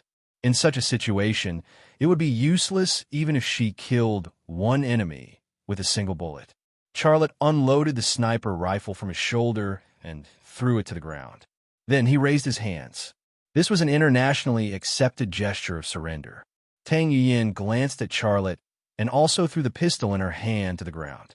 She raised her hands and said softly, "I hope they will give you a chance to speak." Just as she finished speaking, a few bullets suddenly hit the ground in front of her and Charlotte. The grass, leaves, and mud that were splattered by the bullets flew at their faces. Xiaolei wasn't very nervous at first, but he suddenly became nervous at this moment. Last night, he and Tang Yuyin had killed quite a few women from the White Han tribe. Those women must have friends and relatives. If someone attacked them out of hatred, who could he find a reason with? I regret it so much. Tang Yuyin suddenly said something out of the blue. What do you regret? Charlotte asked nervously. I haven't been in a relationship yet. If I die like this...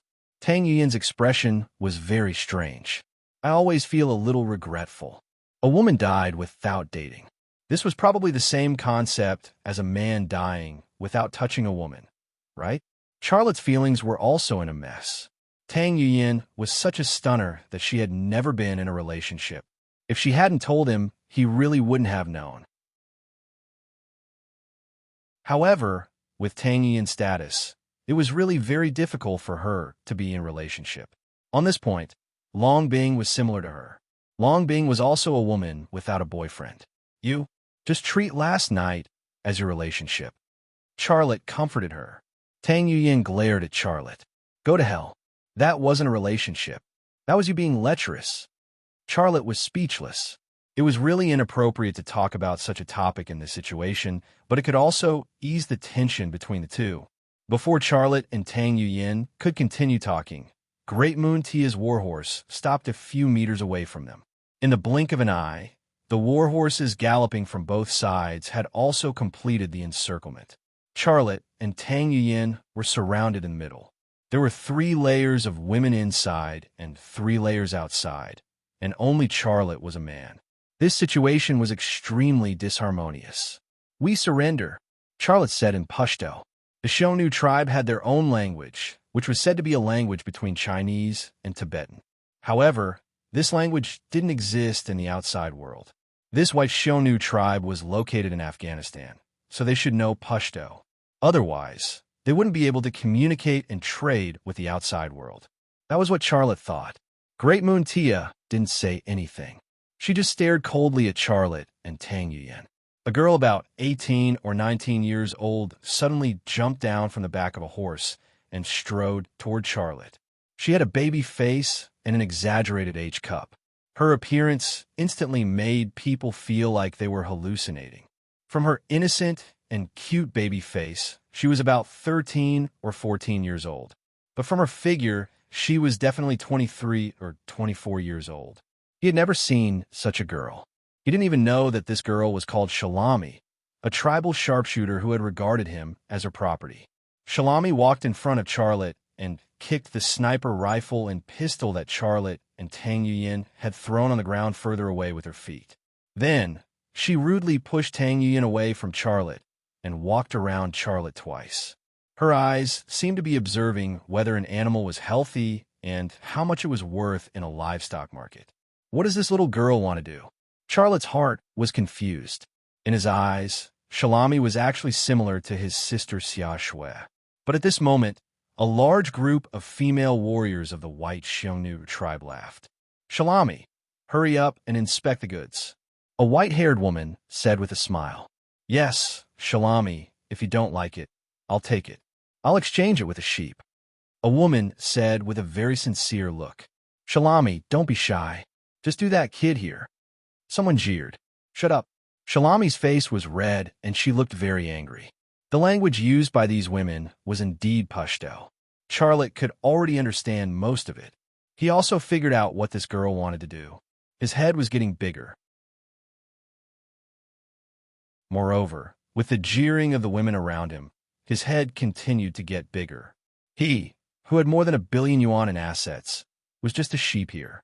Moreover, there was the possibility of him being raped in front of hundreds of women. He was not feeling well. But just as Charlotte was about to take out the photos to end this farce, Shalami suddenly shouted at him, Don't move. Otherwise, I'll shoot you. Charlotte braced himself and said, Don't get me wrong. I have something you want. I want to make a deal with you. Just as his voice fell, Shalami's hand suddenly reached over and grabbed a certain part of him. At this moment, he felt as if he had stepped on a landmine. His whole body was restrained by the landmine, and he didn't dare to move. Charlotte didn't dare to move, but Shalami dared to move. Moreover, she moved very happily. Not only did she examine Charlotte's place, but she also touched Charlotte's face and lower abdomen. Finally, she grabbed his buttocks. She seemed to be very satisfied. Her face was red, and her green eyes were shining with excitement. Shalami, he's not your prey alone. We all have a share. Someone said loudly. Yes. If you want him, you have to do it in front of us. Someone jeered. Hurry up. Otherwise, we can sell in the market. I think we can get 20 sheep. A young woman said with a smile. I offer 21 sheep. Then, a white-haired woman made a bid. Seeing that generous old woman, Charlotte wanted to die. Humph. You think I don't dare? I'll satisfy you perverts right now. Shalami took the AK-47 off her shoulder, pointed the muzzle at Charlotte, and said fiercely, Take off your clothes. All of them. Charlotte put down his hand. He didn't take off his clothes, nor his pants, but took out the photo from his trouser pocket. Shalami didn't even look at the photo. She kicked Charlotte, and then reached out to grab Charlotte's belt. Tang Yuyin was anxious for Charlotte, but she couldn't help him at this time. She just said anxiously, Quickly tell their chief. Idiot, don't tell me you've taken a fancy to this little girl. Charlotte glared at Tang Yuyin and quickly raised the photo. At this time, Shalami had already untied his belt, but she hadn't pulled down his trousers. Wait, Taya of the Great Moon finally spoke. That's... A white-haired woman suddenly said in surprise. Isn't that the sword of Attila? As soon as the name of Attila appeared, the whole scene suddenly quieted down. Shalami's hand also withdrew from Charlotte's trousers. She also saw the ancient sword in the photo, and her eyes were filled with reverence. Taya jumped down from her horse and looked at Charlotte with burning eyes. Tell me, how do you know about this sword? If you hide a single word or lie, I will kill you and your companions. Charlotte took a deep breath and, after calming down a little, said, I know what this sword means to you, and I know where it is. I want to make a deal with you. Tell me, where is it? Taya walked in front of Charlotte. Shalami tactfully retreated to the side, but her pair of big eyes quietly stared at the space between Charlotte's legs. She was very satisfied and also full of fantasy. I said, I want to make a deal with you. As he spoke, Charlotte fastened his belt. This was a group of barbaric women, and he did not want to attract the greedy gazes of a large group of female perverts because of his exposure. What do you want? Taya asked. Let us go, me and my companions.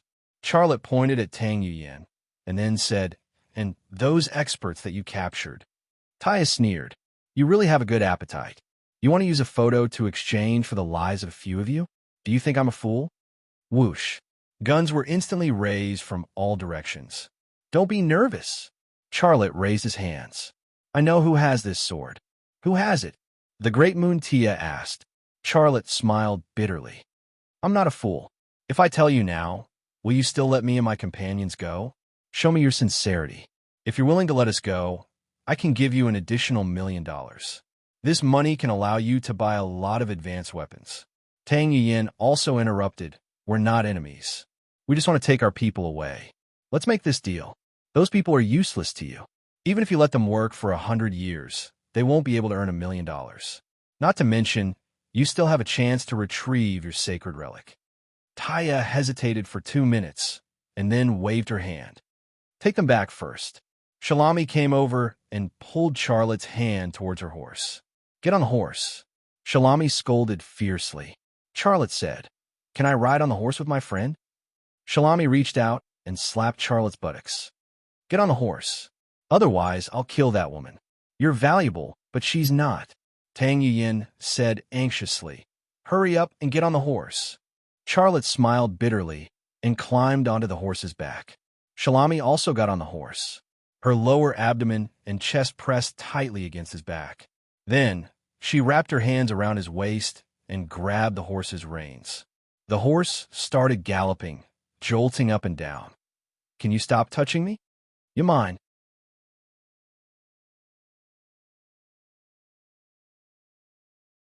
Chapter 303. The sound of hooves rumbled, shaking the eardrums. Trees and mountains flew past his field of vision, and the women on horseback waved their spears. Spears, or whips, making strange sounds.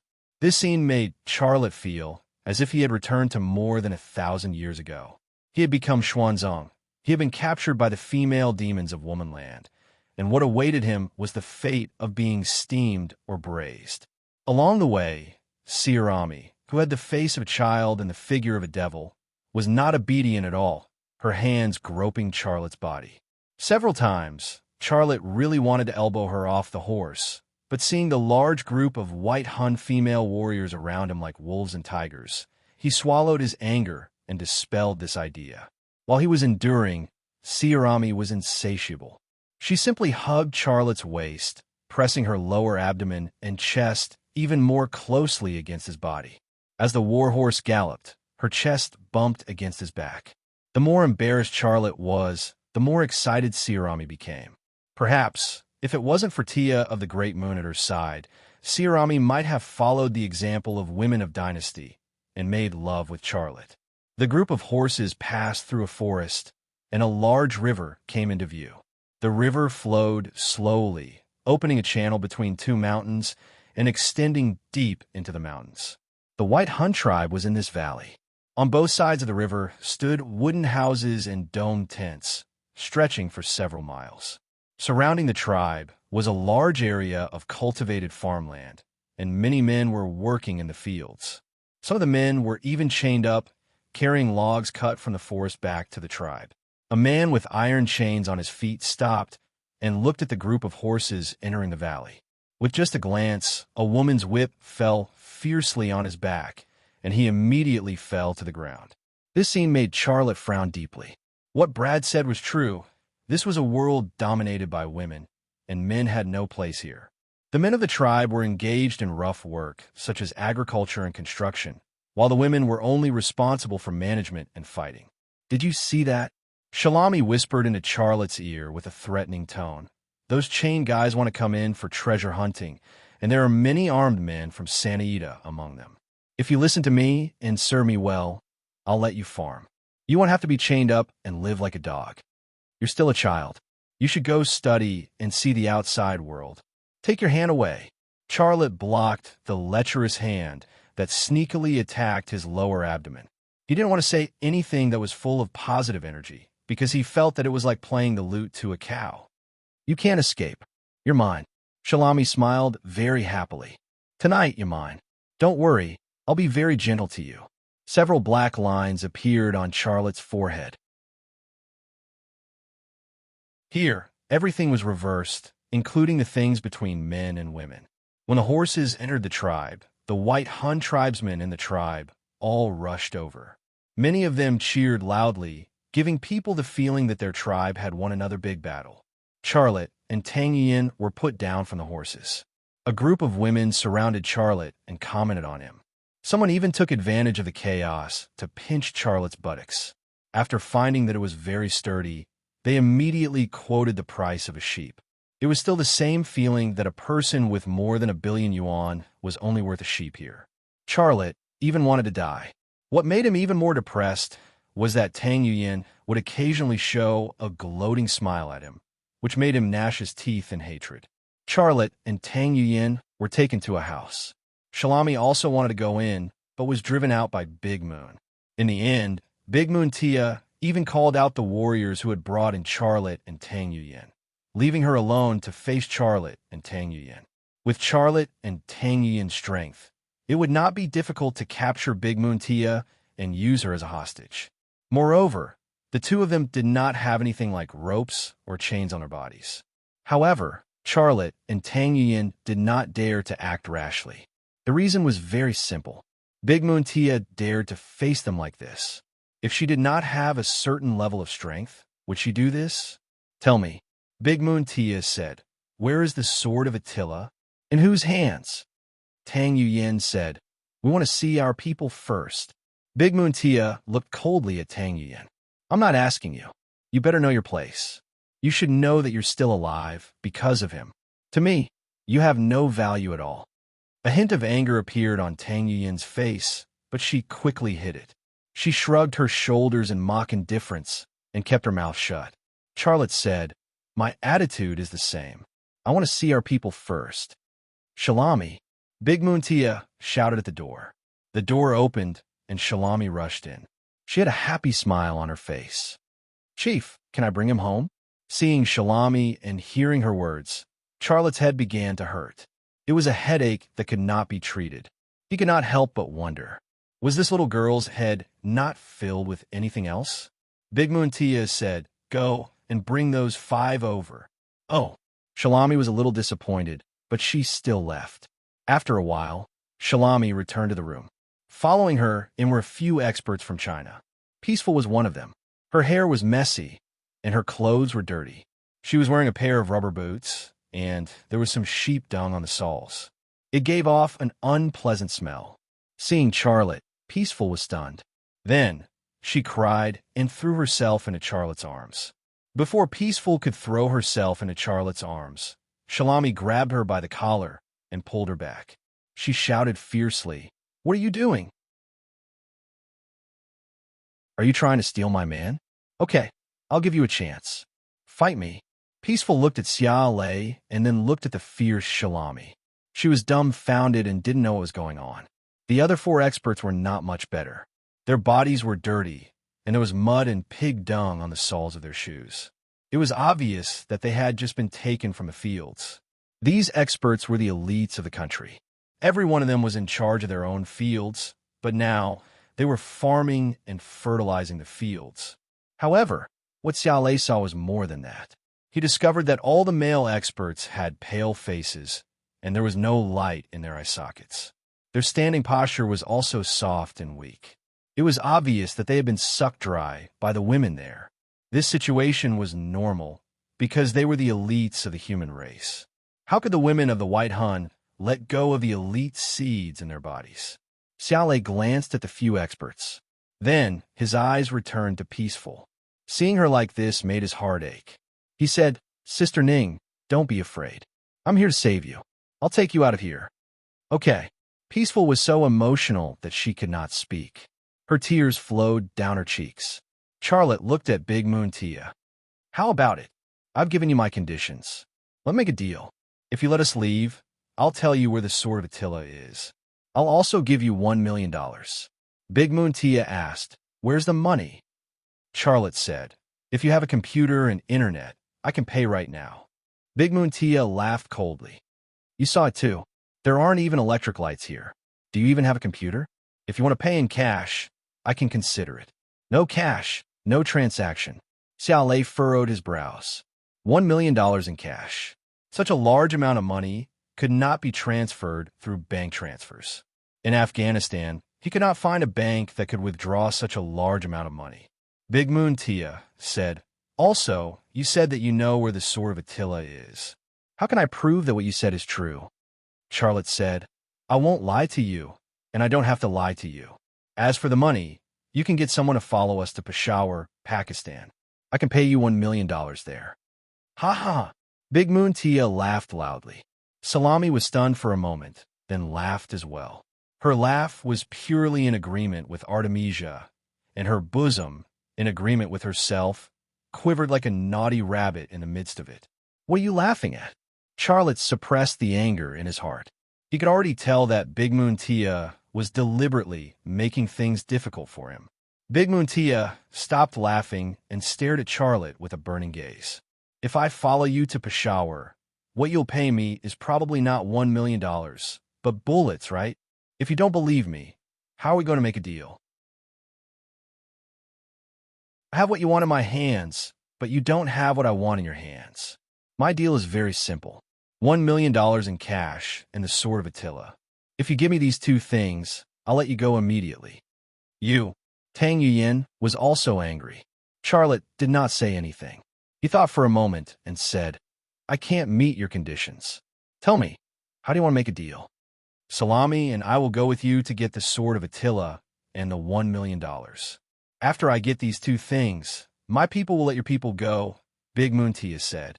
Charlotte smiled bitterly. "I can give you the money, but that sword isn't mine. How can I get it to you? I can only tell you who has it. You have to find a way to get it yourself." However, Big Moon Tia said, "The outside world is very strange to us. We can't get used to it. We also can't get the holy relic that belongs to us from others. You have to help us. Charlotte shook his head. That won't do. I can't get the sword either. You can't be so greedy. You want too much. This deal isn't fair at all. You think it's not fair? Fine, I'll kill 2 of you. It'll be fair. Big Moon Tia gave Salami a look. Salami then pointed the AK-47 at Peaceful's heart. Peaceful's face turned pale in an instant. There was not a single trace of blood on her face. Stop. Charlotte was angry. Big Moon Tia didn't care about Charlotte's anger. She took out a gun and pointed it at Tang Yuyin's head. She said, how about this? I'll just kill one of them. You decide who lives and who dies. Tang Yuyin didn't have any expression on her face. She looked calm, but her forehead was covered in a thin layer of sweat. Charlotte couldn't make such a choice. No matter if it was Peaceful or Tang Yuyin, he couldn't bear to see them die. I'll count to 3. Tell me your decision.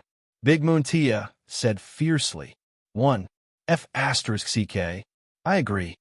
Charlotte didn't have a choice. He could only agree. Big Moon Tia put away her gun.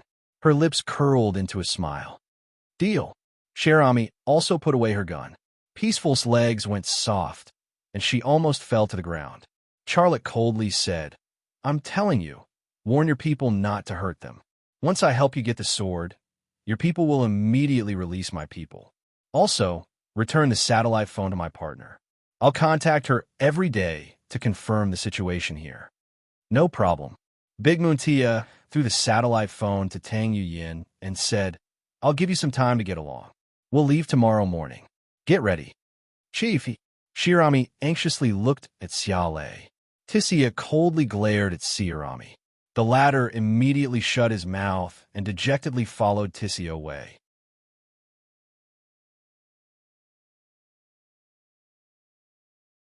Chapter 304. The river flowed slowly in front of them. In the clear water, they could see Asian carp swimming. They were all very fat. Charlotte threw a stone down, and dozens of big carp jumped out of the water. The water splashed, and the scene was very exaggerated. The people there did not eat fish, so the Asian carp had found a paradise to live in. I really admire you. You still have the mood to play around at a time like this. Peaceful's voice was very soft. She looked at Charlotte's face. Her eyes were a bit dull. Charlotte smiled and said, Happiness is a minute, and sadness is a minute. Why should I be sad? I told you I would take you out of here. Don't worry. You will be fine. You. Peaceful hesitated and said, Did you come here to save me? Yes. I knew you were trapped here, so I came. Charlotte added, Of course, there are other experts. They're the elites of our country. I thought I was going to die here. I did not expect you to come. Peaceful hugged Charlotte from behind. She was very emotional, being squeezed by her softness. Charlotte's heart could not help but ripple. He also felt a bit awkward. They were just friends. Being hugged by her so intimately was not the same thing. However, he did not resist. He quietly stood by the river and let her hug him. Peaceful was a pitiful woman. She had just found the courage to get rid of her snobbish parents and pursue her own life.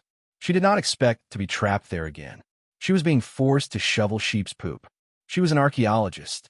Was she supposed to shovel sheep's poop? Peaceful hugged Charlotte. She closed her eyes and enjoyed this warm feeling. Behind them, the 2 women guarding Charlotte and Peaceful did not stop them. They just watched from afar. Sister Ning, can you tell me why you are here? Charlotte gently asked. That was why he had called Peaceful out for a walk. He thought that if he asked the other experts, he might not hear the truth.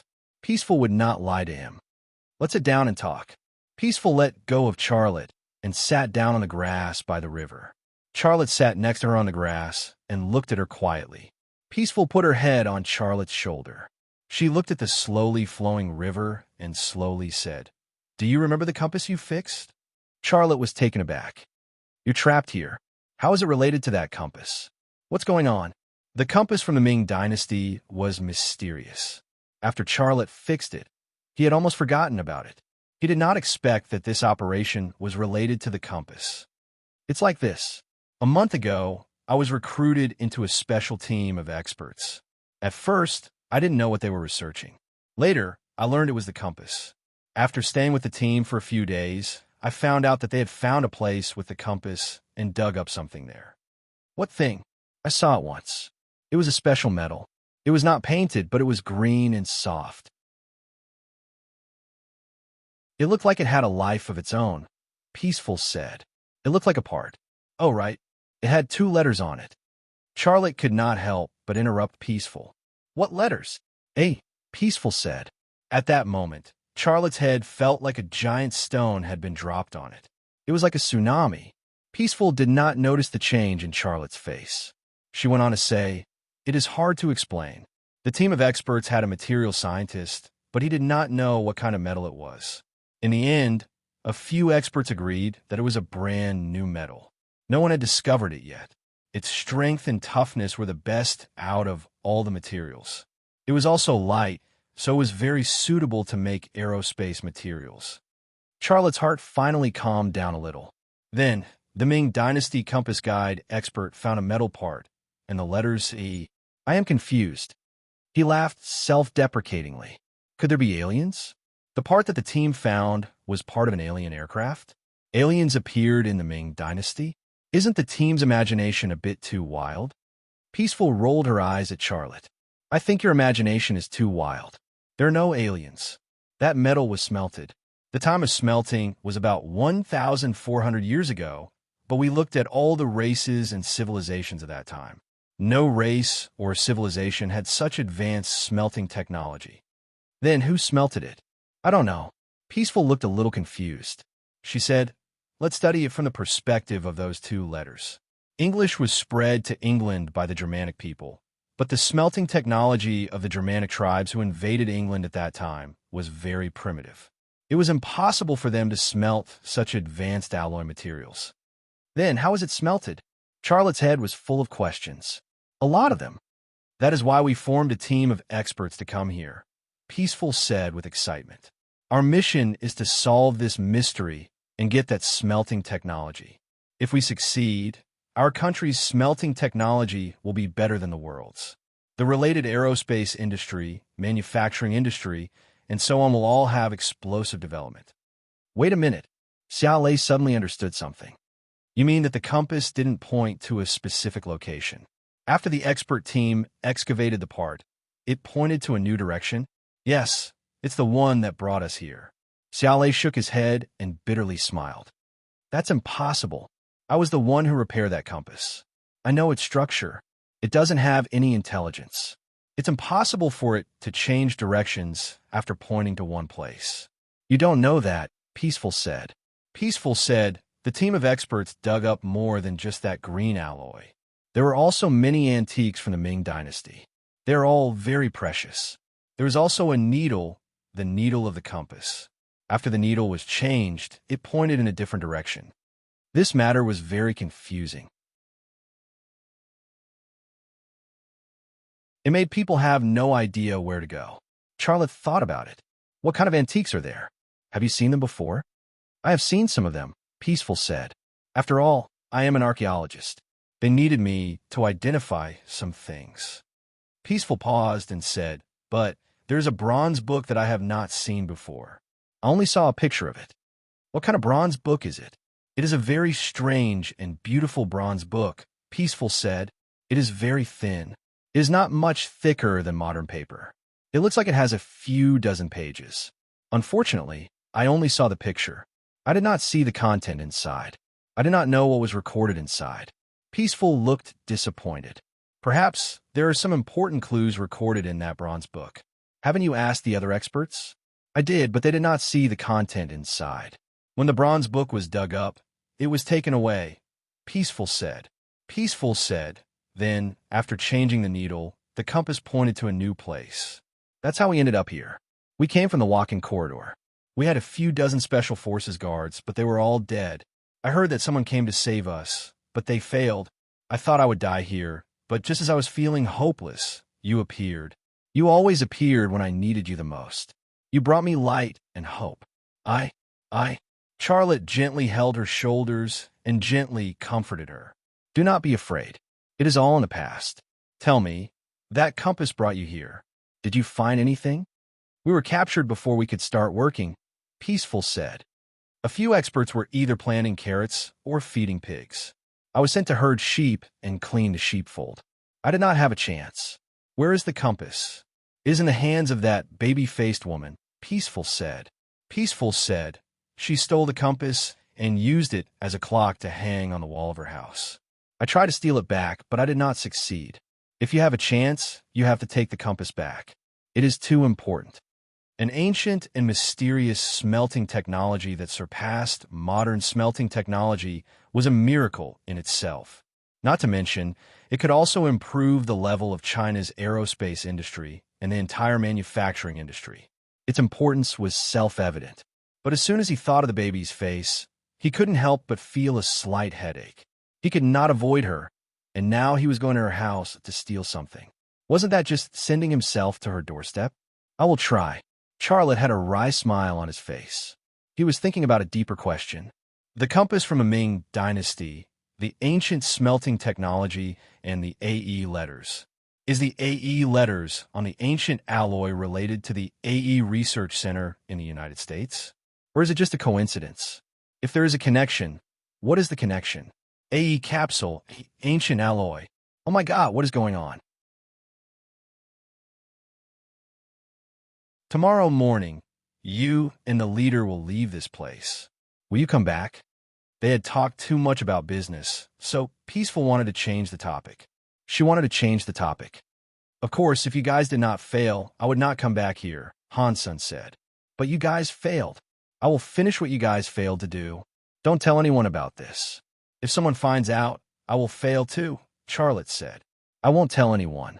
The people of this tribe don't actually suspect anything. There are always people who come here to search for treasure. They think we are normal treasure hunters. Hansen nodded and said, I won't tell anyone that the people of this tribe don't suspect anything. That is for the best, Charlotte said. Let's go back. I have to talk to Tang Yuyan. Can't you stay a little longer? Peaceful asked with a hint of reluctance. Okay. Xiao Lei smiled. He really couldn't bear to reject such a request. He also knew that what she needed the most right now was comfort and company. Let me borrow your leg. Charlotte looked at her with confusion. Peaceful did not explain anything. She lay on Charlotte's leg and used it as a pillow. She closed her eyes. A gentle breeze blew through her hair, causing it to flutter gently. It couldn't bear to cover her beautiful face. She looked like she wanted to take a nap. Or maybe she just wanted to be quiet for a while. Xiao Lei couldn't bear to disturb her, nor could he bear to destroy the tranquil atmosphere at this moment. He looked at the quietly flowing river, but his mind was struggling to figure out how to steal that compass tonight.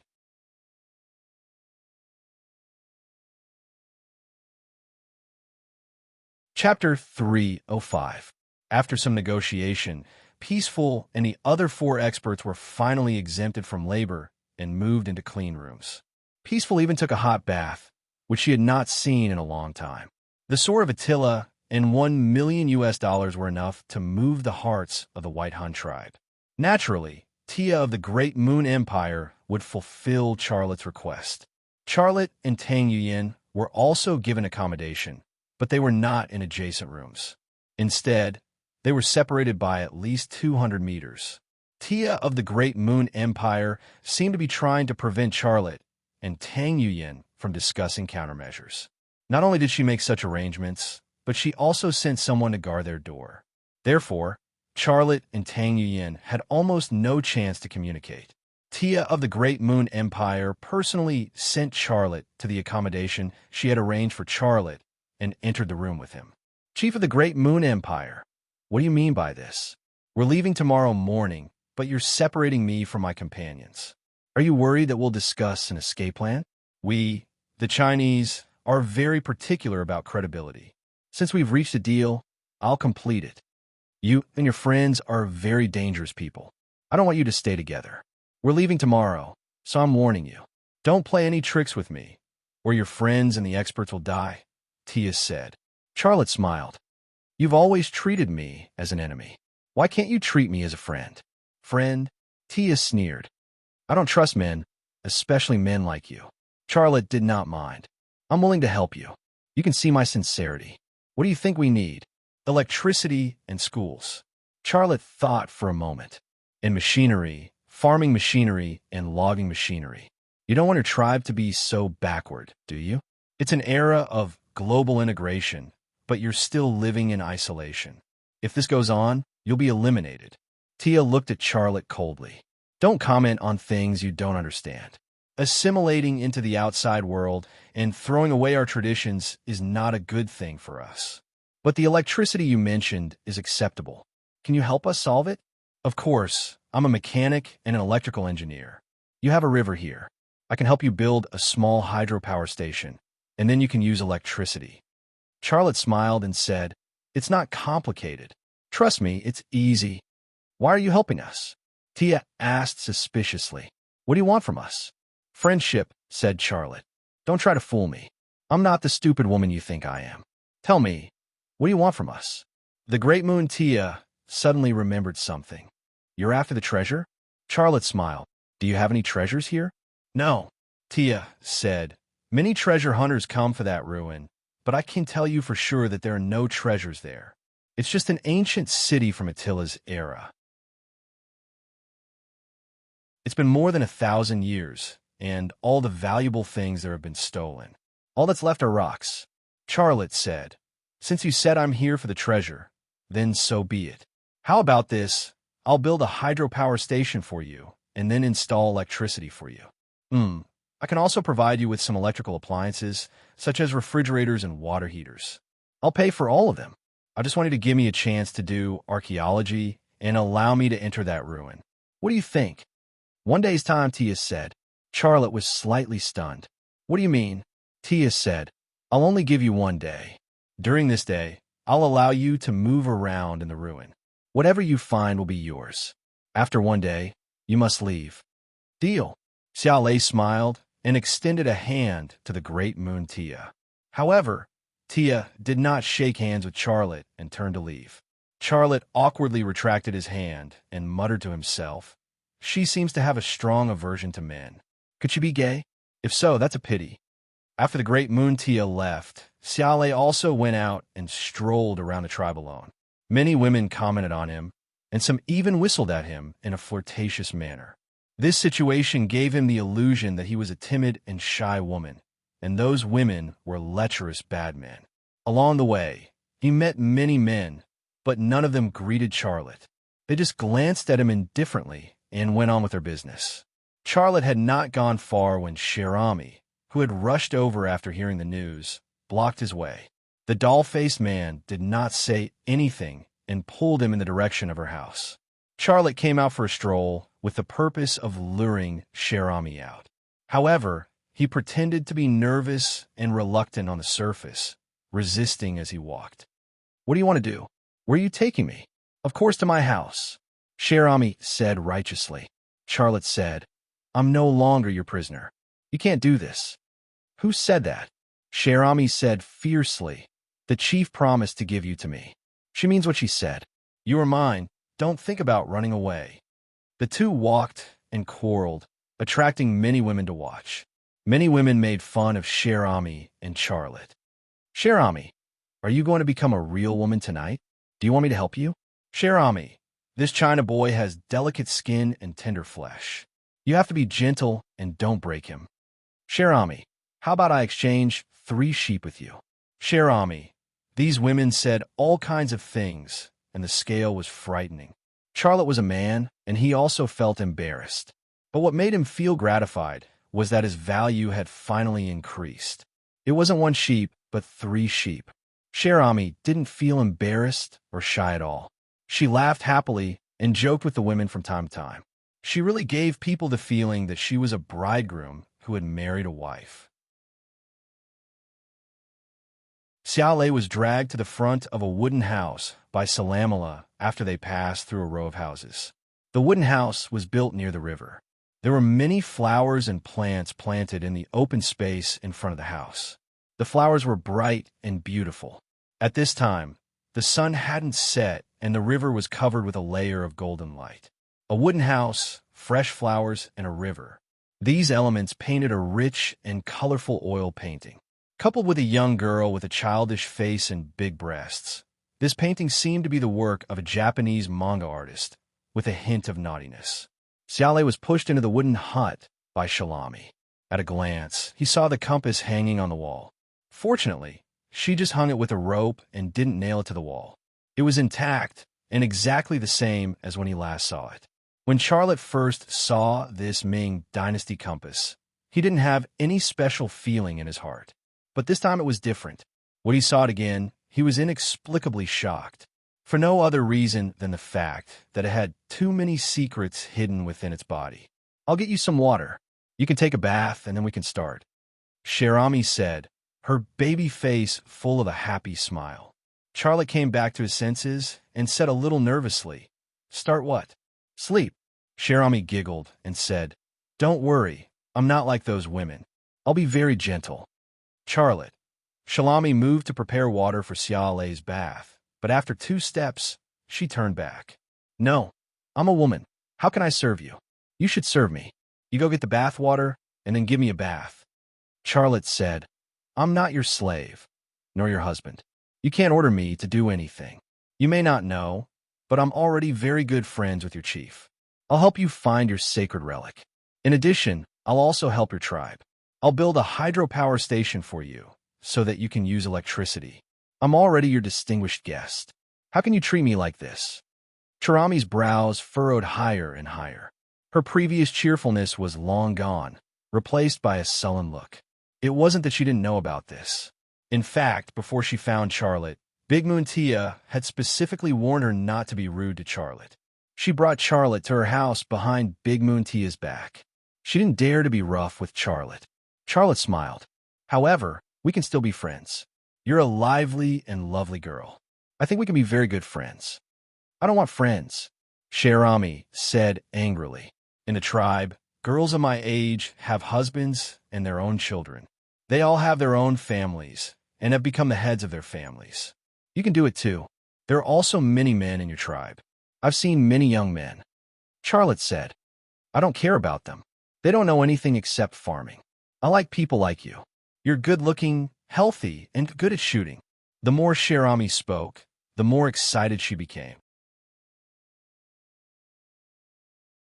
Suddenly, she said, "How about you marry me? You serve me outside and listen to me. When we're home, I'll serve you and listen to you." Charlotte, "How about I go get you a bath water and then give you a bath?" Sharami said fawningly. Xiaolei's head was throbbing, but he pretended to be hesitant on the surface. "We don't even have the slightest emotional foundation. That's not good, right? Why don't we date first? If we both feel that we're compatible, we can be together." "Date?" Sharami smiled. "Do you mean do that kind of thing? No problem, let's do it now." Charlotte was defeated by her strange, understanding ability. He braced himself and explained, "When I say date, I mean love, not do that kind of thing. For example, I give you a gift, and you give me a gift." "Give a gift." Sharami blinked her big blue eyes and stared at Charlotte. "What kind of gift do you want?" Charlotte took off his wristwatch from his wrist and put it in Sharami's hand. "This is a tactical watch. Not only can it show the time, but it can also point south, measure air pressure and wind speed. A sharpshooter like you can use it. It's the most advanced and very expensive. It costs $10,000 US. Wow, $10,000 US. How many sheep do I have to sell?" Sharami was so surprised that she couldn't close her mouth. She took the tactical watch that Charlotte gave her and looked at it admiringly. "Well, I'm willing to give you a gift no matter how expensive it is. But you have to give me a gift, right?" While speaking, Charlotte glanced at the compass on the wall. "What do you want?" "Why don't I give myself to you?" said Sharami. "How can a person be a gift?" Charlotte said, "How about you give it to me?" He pointed to the compass on the wall and said, "I like it. Take it if you like it. Ha ha." Sharami readily agreed. Charlotte resisted the excitement in his heart, took down the compass, and then said, "Then I'll go back first. See you tomorrow." "Wait." Sharami suddenly blocked Charlotte's way. Xiaolei cursed in his heart, but his expression did not change as he said, "Why are you like this again? Didn't I say that we should date first? You see, we've already exchanged gifts. This is a good start." "No." Sharami's face suddenly turned red. "If you go out like this, those women will laugh at me. My prestige in the tribe will be swept to the ground. Tonight you have to stay here with me. You can't leave." Xiaolei breathed a sigh of relief when he heard what she said. He thought that she had found out that he came for her compass and would terminate the gift exchange. He didn't expect that she would stop him for such a reason. This was also normal. If Sherami knew the secret of this compass, she probably wouldn't have hung it on the wall. At this moment, a woman's voice suddenly came from outside the door. "Sherami, what's the matter? Why is it so quiet?" Sherami suddenly cried out and said vaguely, "You're really a raging bull." Charlotte suddenly felt that tonight was definitely going to be a difficult night.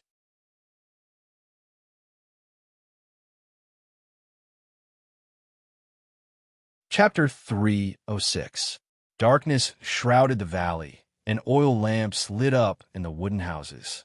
Specks of light flickered in the darkness, jumping silently, like spirits from the darkness. The whole world was very quiet. Only Sarami's wooden house was not quiet at all. A large group of women surrounded her wooden house, a pile in front of the door, a pile under the window, and another pile at the back of the house. These women peeked through the cracks in the door, through the cracks in the wooden walls, or through the insect's eyes. "You squeeze me, I squeeze you." The scene was very lively, but also very funny. The sound of whips slapping the buttocks of the beasts, as well as Shirami's voice, could be heard from the wooden house surrounded by them. Shirami's voice was very chaotic. Sometimes she was praising something, sometimes she was begging for mercy, sometimes she was encouraging, sometimes she was moaning meaninglessly, and sometimes she was making sharp cat-like sounds. Amazing. A young tribal woman showed an exaggerated expression. "It's been an hour, and it's still not over. Shirami is so happy. I have 5 husbands, but none of them can compare to her." A middle-aged woman looked envious. "Didn't the chief say that the China boy is a VIP? She can't be rough with him, but why did Shalami bring him to her house?" A girl of about 10 years of age said. "Shirami has such a good figure and a beautiful baby face. Men like her. It's not surprising that the Chinese boy was seduced by Shirami into her bed." A woman gave a unique explanation. "Then how do you seduce a man?" "Go away, you're still young, you don't understand." A large group of women talked and laughed, discussing animatedly. The women of the White Hun tribe seemed to have the custom of making a scene in the bridal chamber, and they didn't feel embarrassed at all. This was the situation outside the house, but it was another kind of situation inside. Charlotte hid in Shirami's mosquito net, his eyes vigilantly observing the situation outside the house. The wooden walls couldn't block his line of sight at all, and he could see all the women who were watching the bustling scene outside. Those mouths, those pairs of eyes, he was very worried that at some point they would break open the wooden door and rush in, push him to the ground, and then strip him naked. Would Xuanzang have encountered the same situation as me back then? Xiaolei's mind inexplicably came up with such a thought. Across from Charlotte, Sherami was rhythmically patting her thighs, making rhythmic slapping sounds, and then saying some inexplicable words, as well as a string of sounds that made people excited. Her eyes were fixed on Charlotte, filled with dissatisfaction and displeasure. She had slapped his thigh until it was red, but he was still sitting there like a statue, unmoved. "Ah!" Charlotte laughed and whispered, "Aren't you exaggerating too much? It's like I'm killing you." Sherami glared at Charlotte. "If I don't scream like this, will those guys outside leave?" Charlotte observed the surroundings of the house. The women outside had already begun to retreat. They chatted and laughed as they discussed the plot. It felt like they were leaving a movie theater. What a group of boring women. The women outside had left. Charlotte was also ready to get out of Charami's mosquito net. He also wanted to go back. But before he could get out of bed, Sherami suddenly grabbed his arm. He suddenly tensed up. "What are you doing?" "They have already left. I have to go back. We have to hurry on our journey tomorrow morning. You should also rest early." "I think you're lying to me."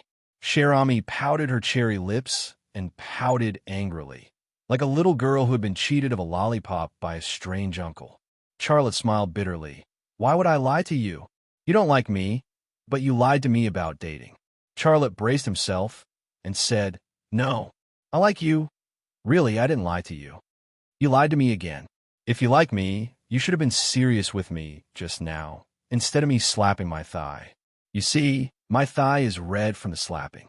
Sharami lifted up her short skirt, revealing not only the red place where she had slapped, but also a pair of white cotton panties. The panties were obviously not a product of any underwear brand. She had sewn it herself. It was very simple, very rough, and the seams were not tight at all. Some spring scenery was secretly revealed from those tiny gaps, hidden, hazy, and deeply tempting. Charlotte quickly looked away. He had been tortured by her voice for more than an hour, and now he was stimulated again. He was a normal man. If this continued, he was worried that he would not be able to control himself. Sharami put down her short skirt, but crawled over to Charlotte's side. She fiercely approached Charlotte. She used her hands and knees to support her body. Her H-cup breasts were exposed in a vertical position in Charlotte's field of view. A large area of snow-white, tender skin was exposed in a round neckline. That deep cleavage could drown the strongest man. Charlotte suddenly had an illusion. That is, it was not a girl in front of him, but a humanoid bomber carrying 2 depth charges. As long as he was not careful, he would be blown up in the mosquito net. "Humph! You actually came for that iron plate, didn't you?" Sharami stared at Charlotte. Her face and his were almost touching. Charlotte cried out in his heart. His face was calm and collected as he said, "What nonsense are you talking about? I really like you." This was the first time Charlotte cheated a woman's feelings. He didn't feel good at all. However, even if it was a tasteless thing to do, he had to bite the bullet and continue deceiving her. Even if it would hurt her in the end, he had to continue. "Then kiss me. If you like me, then kiss me." Charami's nose touched Charlotte's nose. "Didn't I say it? Let's date first." Charlotte tried to persuade her. "Humph! I don't want your gift. I'll give it back to you. You also give me back that iron plate," Sharami said, and was about to take off the tactical watch that Charlotte had given her from her wrist. Was this a child's game of playing house? She wanted to take back the gift she had given. Charlotte hurriedly grabbed her hand. "Don't be like this, Sharami. I really like you. I can swear to God. I don't want any oath." Sharami pressed forward again. Her nose touched Charlotte's nose. "You said you like me. Then kiss me. You vixen. What did you say?" Sharami stared at Charlotte. "Are you scolding me? Give me back the iron plate." Charlotte suddenly kissed her lips. Sharami suddenly froze for a moment. Then she suddenly threw Charlotte on the bed. For the ancient and mysterious smelting technology, for the secret of it, such a sacrifice was worth it. Apart from this method, Charlotte could not think of any other way to get back the compass without arousing the suspicions of Sharami and Taya. More importantly, after getting back the compass, he still had to use it to dig out the secret buried here. Thinking about the agents of 101 innings who had sacrificed themselves on the way, compared to the lives they had already paid, what was this trivial matter in front of him? After the knot in his heart was unraveled, Charlotte also relaxed. After a short period of passivity, he also became the active party. In the face of a childlike beauty like Sirami, the modicum of restraint and psychological barrier in his heart was simply unable to withstand a single blow. Just when Sirami was about to peel herself into a freshly baked glutinous rice cake, he panted heavily as he pressed her under his body. Vroom vroom, vroom vroom vroom. The deafening sound of helicopter engines suddenly came from the sky. Immediately, gunshots rang out in the tribe, as well as the sound of people shouting. The 2 people in the mosquito net froze for 2 seconds and then suddenly jumped out of the mosquito net. Looking at the white and astonishing bosom of Sharami, at this moment, Charlotte did not know whether to curse or rejoice. His feelings were in a mess. U.S. military. U.S. military. Someone outside shouted and then fired into the sky. Charlotte and Sharami rushed out of the cabin and saw the 2 U.S. military Black Hawk helicopters hovering in the sky. The 2 Black Hawk helicopters hovered at a height of about 1 kilometer, circling the tribe's habitat. At a glance, Charlotte saw the pilot of the helicopter, the machine gunner standing in the cabin, and the U.S. military soldier sitting in the seat. Such an altitude meant that the two helicopters had no signs of landing. After all, this was the White Hun tribe. There were thousands of people here, and there were also many armed personnel. Even if the soldiers on the two helicopters landed, they would at least die. There was chaos on the ground. Many people were shooting at the helicopters in the sky, but their bullets were simply unable to hit the helicopters flying at an altitude of 1 kilometer. It was a waste of bullets. Stop shooting. A war horse galloped in the tribe, and on its back was the chief Taya. The gunshots soon stopped, but more female soldiers mounted their war horses, ready to deal with the possibility of the situation escalating. Take care of yourself. I'm going to see my friend. Charlotte warned Sherami, and then turned and ran towards Tang Yuyin's residence. Sherami ran after Charlotte and said, "I'll go with you." Although that matter was only half done, the relationship between the two had clearly gone beyond what it was before. Sherami was worried about Charlotte, because Charlotte's gun had been seized. However, before Xiaolei and Sierami could reach Tang Yuyin's residence, Taya of the Great Moon Empire rode over and stopped in front of them. Taya threw Charlotte's sniper rifle over and said loudly, "Take it. Fight with us." Charlotte took the sniper rifle and nodded without hesitation. "If they dare to invade here, I will fight with you." Taya glanced at Sherami. "What are you still standing here for? Go get your horse and find another one for him." "Okay, I'll go right away." Sherami turned and ran towards her wooden house. At this moment, a black shadow helicopter hovering in the sky suddenly fired a rocket. With a flash of fire, the rocket whizzed over and hit the river. A violent explosion sounded, and a huge wave was set off in the river. Then, the two Black Hawk helicopters turned around and left. This seemed to be just a reconnaissance operation, and the rocket fired just now was only a demonstration. They had no plans to land or attack. The White Hun tribe was just an isolated tribe. They were not terrorists, nor were they enemies of the European and American coalition forces.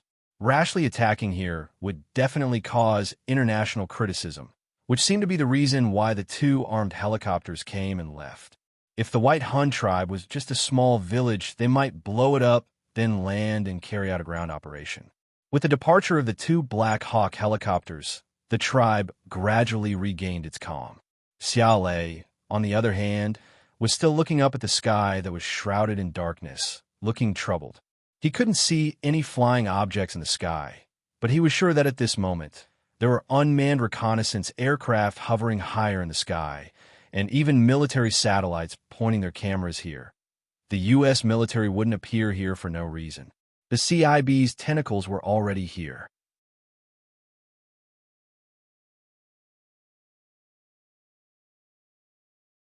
Chapter 307. When the sun was high in the sky, the three war horses crossed a mountain peak at the end of the valley.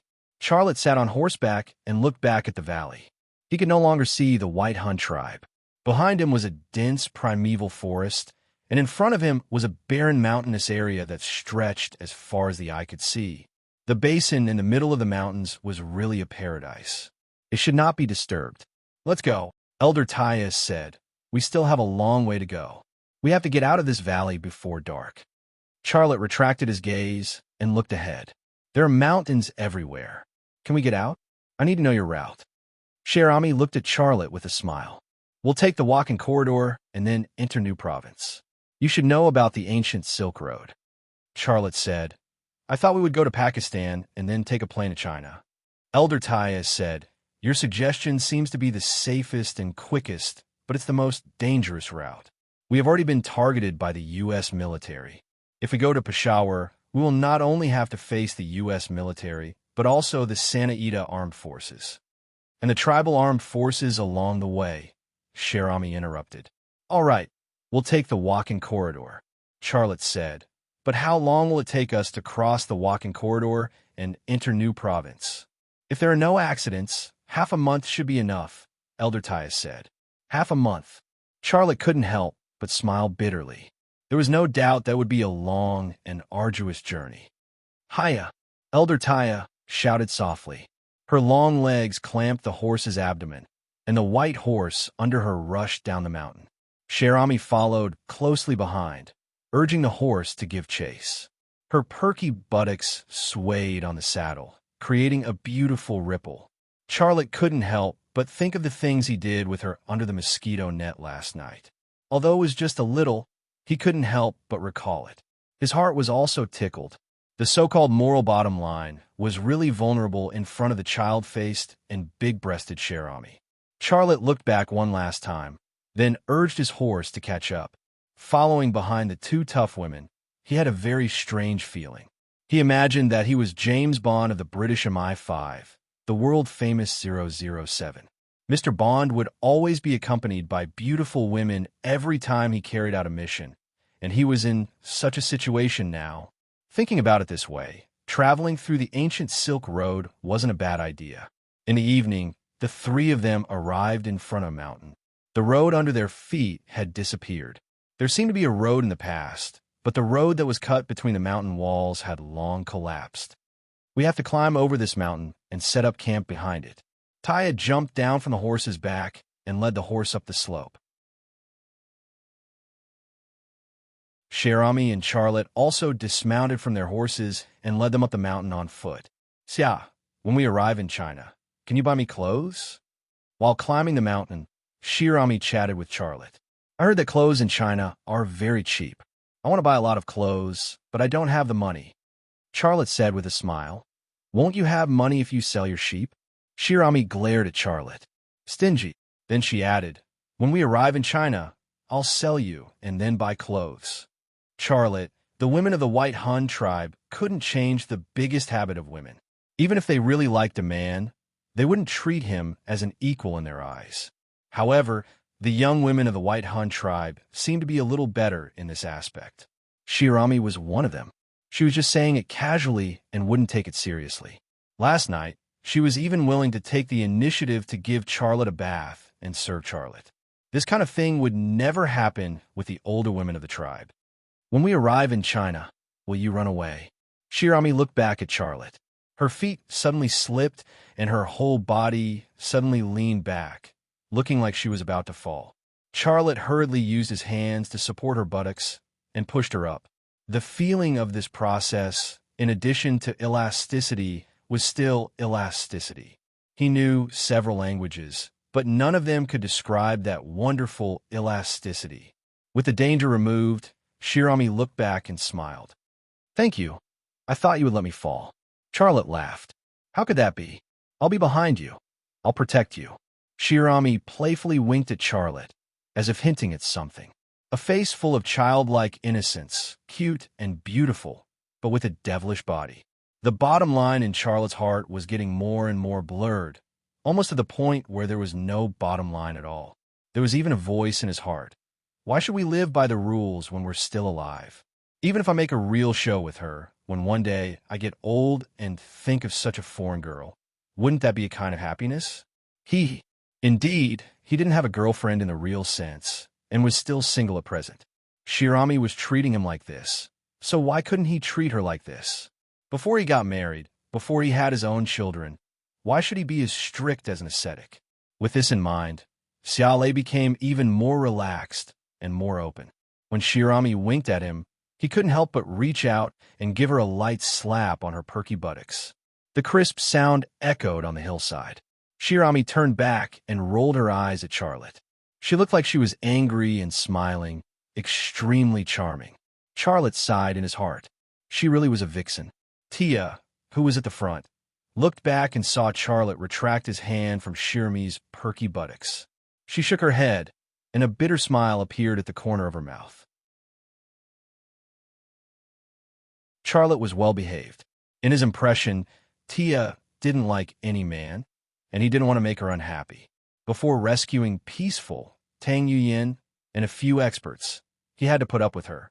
Also, before digging up the treasure, he had to put up with her even more. The sun in the west sank into the horizon, and the light in the valley disappeared early. The hillside was better, but it would be completely dark in less than an hour. We have to hurry. Tia turned back and said, Hold on a little longer, and try to climb to the top of the mountain in an hour. Shirami shouted, "Chief, I'm hungry, and my legs are weak. Can we?" But before Shirami could finish speaking, a white shadow suddenly streaked across the sky. Charlotte suddenly raised his head and locked on to the white shadow. It was a Predator drone, and there were 2 Hellfire air-to-ground missiles hanging on the launcher under its wing. Just as Charlotte saw the Hellfire missiles on the launcher, the Predator drone suddenly fired one of them. "Get down!" Charlotte shouted. He let go of the reins in his hand and pounced forward, instantly throwing Shirami to the ground. Tia, who was in front, also heard Charlotte's warning and fell to the ground. Just as the 3 of them fell, the Hellfire missile whistled down from the sky and hit a cliff on the top of the mountain. Boom! With a loud noise, the cliff above was instantly blown to pieces. Rocks whistled down, and the sound of impact could be heard everywhere. Sparks of impact could be seen everywhere. The warhorse was frightened, and it raised its hooves and neighed. The black warhorse that Charlotte was riding was hit in the head by a fragment of a rock, and it fell to the ground with a loud crash. Boom! The second Hellfire missile whizzed down and hit the cliff again. A large number of rock fragments tumbled down, and the originally flat hillside became a rocky ground that was difficult to stand on. Charlotte let go of Shirami, who was under him, and quickly took out his sniper rifle from the warhorse's luggage. He was very clear that a Predator's attack was only of a blocking nature. Otherwise, it wouldn't specifically choose the cliff above to bomb. It would be much easier to bomb people. Sure enough, just as Charlotte took out the sniper rifle in his backpack, 3 Nighthawk helicopters suddenly climbed up from behind the mountain. The 3 Nighthawk helicopters lowered their ropes, and on each rope there were heavily armed Special Forces soldiers descending. They landed on the top of the mountain. Charlotte suddenly stood up, raised his gun, and aimed at the cockpit of one of the Nighthawk helicopters. A second later, he pulled the trigger. A bullet shot out, and a second later, it hit the glass of the cockpit. A spider web-like crack suddenly appeared on the glass. Although it was bulletproof glass, the impact of the sniper rifle could damage its structure. This shot made the pilot of the helicopter panic. He suddenly pulled up the helicopter's altitude. The Special Forces soldiers on the rope also panicked. They wanted to jump, but didn't dare. Bang! Charlotte pulled the trigger again. Gotcha! The sniper rifle's bullet penetrated the broken bulletproof glass of the cockpit and instantly pierced the pilot's neck. Blood spurted out like a fountain. The Nighthawk helicopter, which had lost control, suddenly fell down the valley. Boom! A violent explosion sounded behind the mountain, and a fire that rose into the sky reflected the red sky. The opponent's goal was very obvious. Charlotte would not leave any leeway when he attacked, because if he was soft-hearted, Big Moon Tia and Shirami would be killed, and he would be caught and sent to the AE Research Center in the United States as a lab rat. What was worse was that if he was caught, Tang Yuyan, Peaceful, and several other China experts would also be killed. This was the battlefield. Being merciful to the enemy was being cruel to yourself and your comrades. Those agents of Innings 101 who were ambushed and died in battle, who had ever shown them the slightest mercy. After taking out 1 Nighthawk helicopter, the other 2 also completed the infantry airborne landing. One of them fired a rocket at the place where the 3 of them were hiding. The sound of explosions was endless, and the whole mountain seemed to be shaking. However, after only a few rockets were fired, the 2 Nighthawk helicopters rose to a higher altitude and left the battlefield. The rocket bombardment just now was just a suppressive fire. Charlotte was very clear that as long as he was on this hillside, the opponent would not be able to really bomb this place. They wanted him alive, not his corpse. Damn it. Shirami wiped the lime powder off his face and said angrily, "These U.S. troops have never attacked us. Why are they doing this to us now? I'm going to kill them." Big Moon Tia crouched down and came to Charlotte and Shirami's side. She glared at Charlotte with a cold expression. "Who the hell are you? We have always lived in harmony with the Americans. Why did they attack us as soon as you arrived? Tell me." Charlotte was expressionless. "Let's survive first." Bang, bang, bang. Suddenly, Gunshots rang out on the hillside, and bullets poured down like raindrops. Big Moon Tia bit her cherry lips and suddenly laid down beside Charlotte.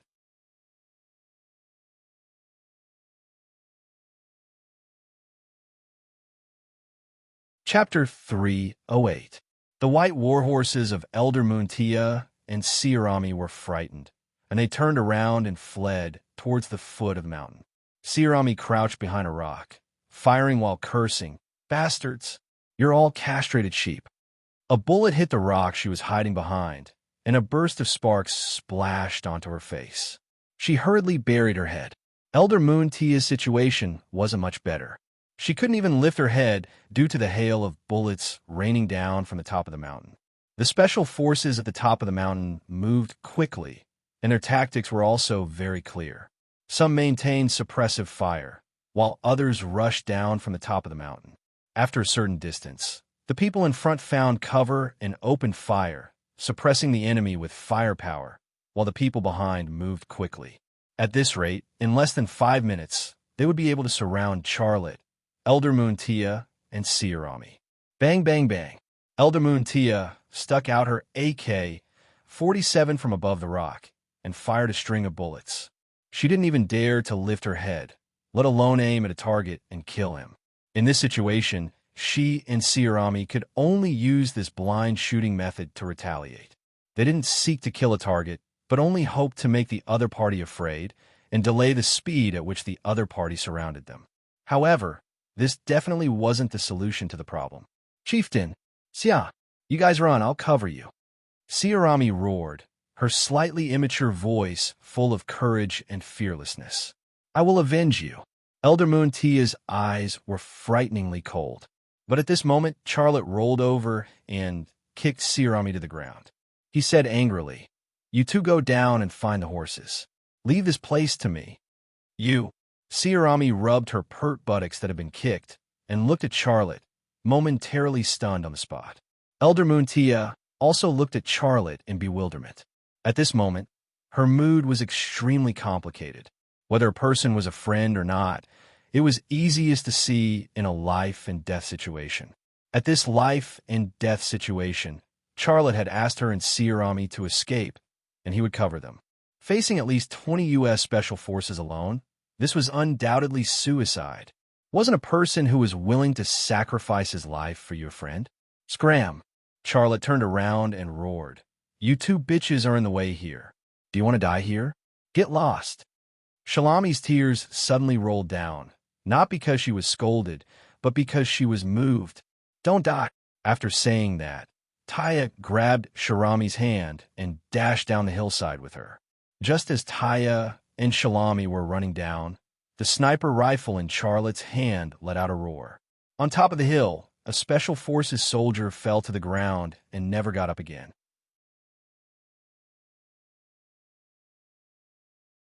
The dark night, the barren mountain, the jumping gunfire, the flying bullets, the flowing blood, and the corpses. Charlotte was already used to all of this. Now that Taya and Shalami had escaped, he no longer had any worries.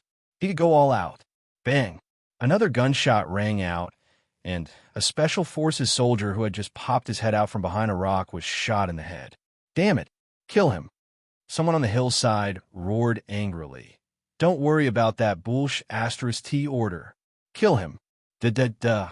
Bang, bang, bang. The gunshots were loud, and the bullets flew toward the place where Charlotte was hiding. On the battlefield, a soldier whose life was threatened would do anything. Orders could only be carried out if they were alive. Charlotte had already expected such a situation. He had already shot 2 of the opponents, so how could the other side carry out the order to capture him alive? Charlotte's body stuck close to the ground and crawled sideways. Just as he shot the second target, he saw 2 Special Forces soldiers stealthily sneaking down the hillside on the right. The 2 Special Forces soldiers thought of themselves as experienced and secretive, but they simply didn't know that in Charlotte's eyes, they were actually like naked people running in the great white, obvious to the point of glaring. Charlotte quietly crawled behind a rock on the right and stuck the barrel of the sniper rifle out from the side of the rock. He didn't raise his head, but his left eye twitched slightly and the rock in front of him disappeared from his left eye's field of vision. In his left eye's field of vision, the two Special Forces soldiers who were armed to the teeth were crouching and quickly sneaking in his direction. Distance of 500 meters, wind speed negligible. Charlotte muttered to himself, and his right index finger lightly clenched. The body of the rifle trembled once, and 500 meters away, a Special Forces soldier fell to the ground. Bang! A second gunshot rang out, and the second Special Forces soldier, who was sneaking over from the right, also fell to the ground. In fact, after his companion was killed, he immediately found cover, but he peeked out an eye from behind the cover to spy on them. However, before he could see anything, the exposed eye and half of his head exploded. After clearing the enemies on the right, Charlotte climbed up from behind the rock, sprinted quickly, and in the blink of an eye, escaped the range of the firepower. Night, barren hills, sniper rifles. This was Charlotte's battlefield. Who lived? Who died? He had the final say. At the foot of the hill, Elder Taya and Sirami had found their warhorses. The two warhorses had been with them for a long time and had long developed a deep bond with them. They only needed to be called, and they would return to their side. "Chief, let's kill our way back," Sirami said worriedly. "There are so many of them, and Xia alone won't be able to hold them off." "No, we'll just be throwing our lives away," Elder Taya said. "Don't you understand? Xia is sacrificing himself to buy us time and opportunity to escape. He's doing this because he wants us to let go of his friends and those treasure hunters from China." But Sirami wanted to say something, but stopped. She was unwilling. "Enough," Elder Taya berated. "You're our tribe's sharpshooter, and I can give you as many men as you want. Get on the horse. We're leaving this place." Sigh. Sirami had no choice but to carry out Elder Taya's order, and angrily got on the horse. However, at this moment, the gunfire above the hill suddenly stopped. Elder Taya, who had wanted to get on the horse and escape, stopped and did not do so. Suddenly, someone shouted in English from the top of the hill, "Charlotte, surrender, or I'll kill your woman." Sirami asked doubtfully, "Chief, you know English. What did that person say?" Elder Taya frowned and said, "That person wants Xia to surrender, and he's threatening Charlotte that if he doesn't surrender, he'll kill his woman." "Xia's woman? Isn't that me?" Sirami's eyes widened in anger. "The guy is really cunning. He pretended to capture me and use me to threaten Xia. No, I have to tell Xia that it's not me." Sirami jumped down from the horse's back, but before she could go up the hill to look for Charlotte, Elder Taya slapped her on the back of the head. "Idiot! How can you be smart? The woman that person was talking about isn't you at all. Isn't me? Then who is it?" Sirami had a confused look on her face. Someone on the hill unscrewed a light stick, and the green light immediately dispelled the darkness in that place. A middle-aged man holding a woman hostage appeared in the brightest place. On the right side of the hill, Charlotte stopped moving. Although separated by a distance of several hundred meters, he could still clearly see the woman's face. She was Liang Xiao. Only Liang Xiao could be called his woman, although it was only in the past. There was no guilt or panic on Liang Xiao's face, only calmness. The person holding her hostage was Colonel Hanks, the commander of the Special Forces who ambushed the innings 101 convoy. He used his arm to strangle Liang Xiao's neck, and his body was completely hidden behind Liang Xiao, leaving no place for Charlotte to snipe. On the right side of the two, about 15 meters away, a sniper in disguise was already in position. Once Charlotte appeared, he would snipe Charlotte immediately. Considering that the mission was to capture Charlotte alive, the ammunition used by this sniper wouldn't be ordinary ammunition, but most likely anesthetic ammunition. On the left side of the two, more than a dozen Special Forces soldiers were also ready to move, and some were already crawling over the ground. After the exchange just now, Charlotte also grasped the situation. That was, among these people, not only were there the Special Forces soldiers who escaped last time, but there were also CIB agents. Several CIB agents had higher combat literacy, which wasn't something those Special Forces soldiers could compare to. After finishing his observation, Charlotte's mouth revealed a sneer. Using a woman who betrayed me to threaten me, and it's even one of their own people. Is this guy's brain okay?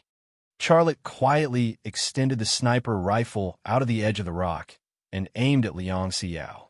The opponent was waiting for him to show up, and he was also waiting for an opportunity to snipe the commander. Charlotte, surrender.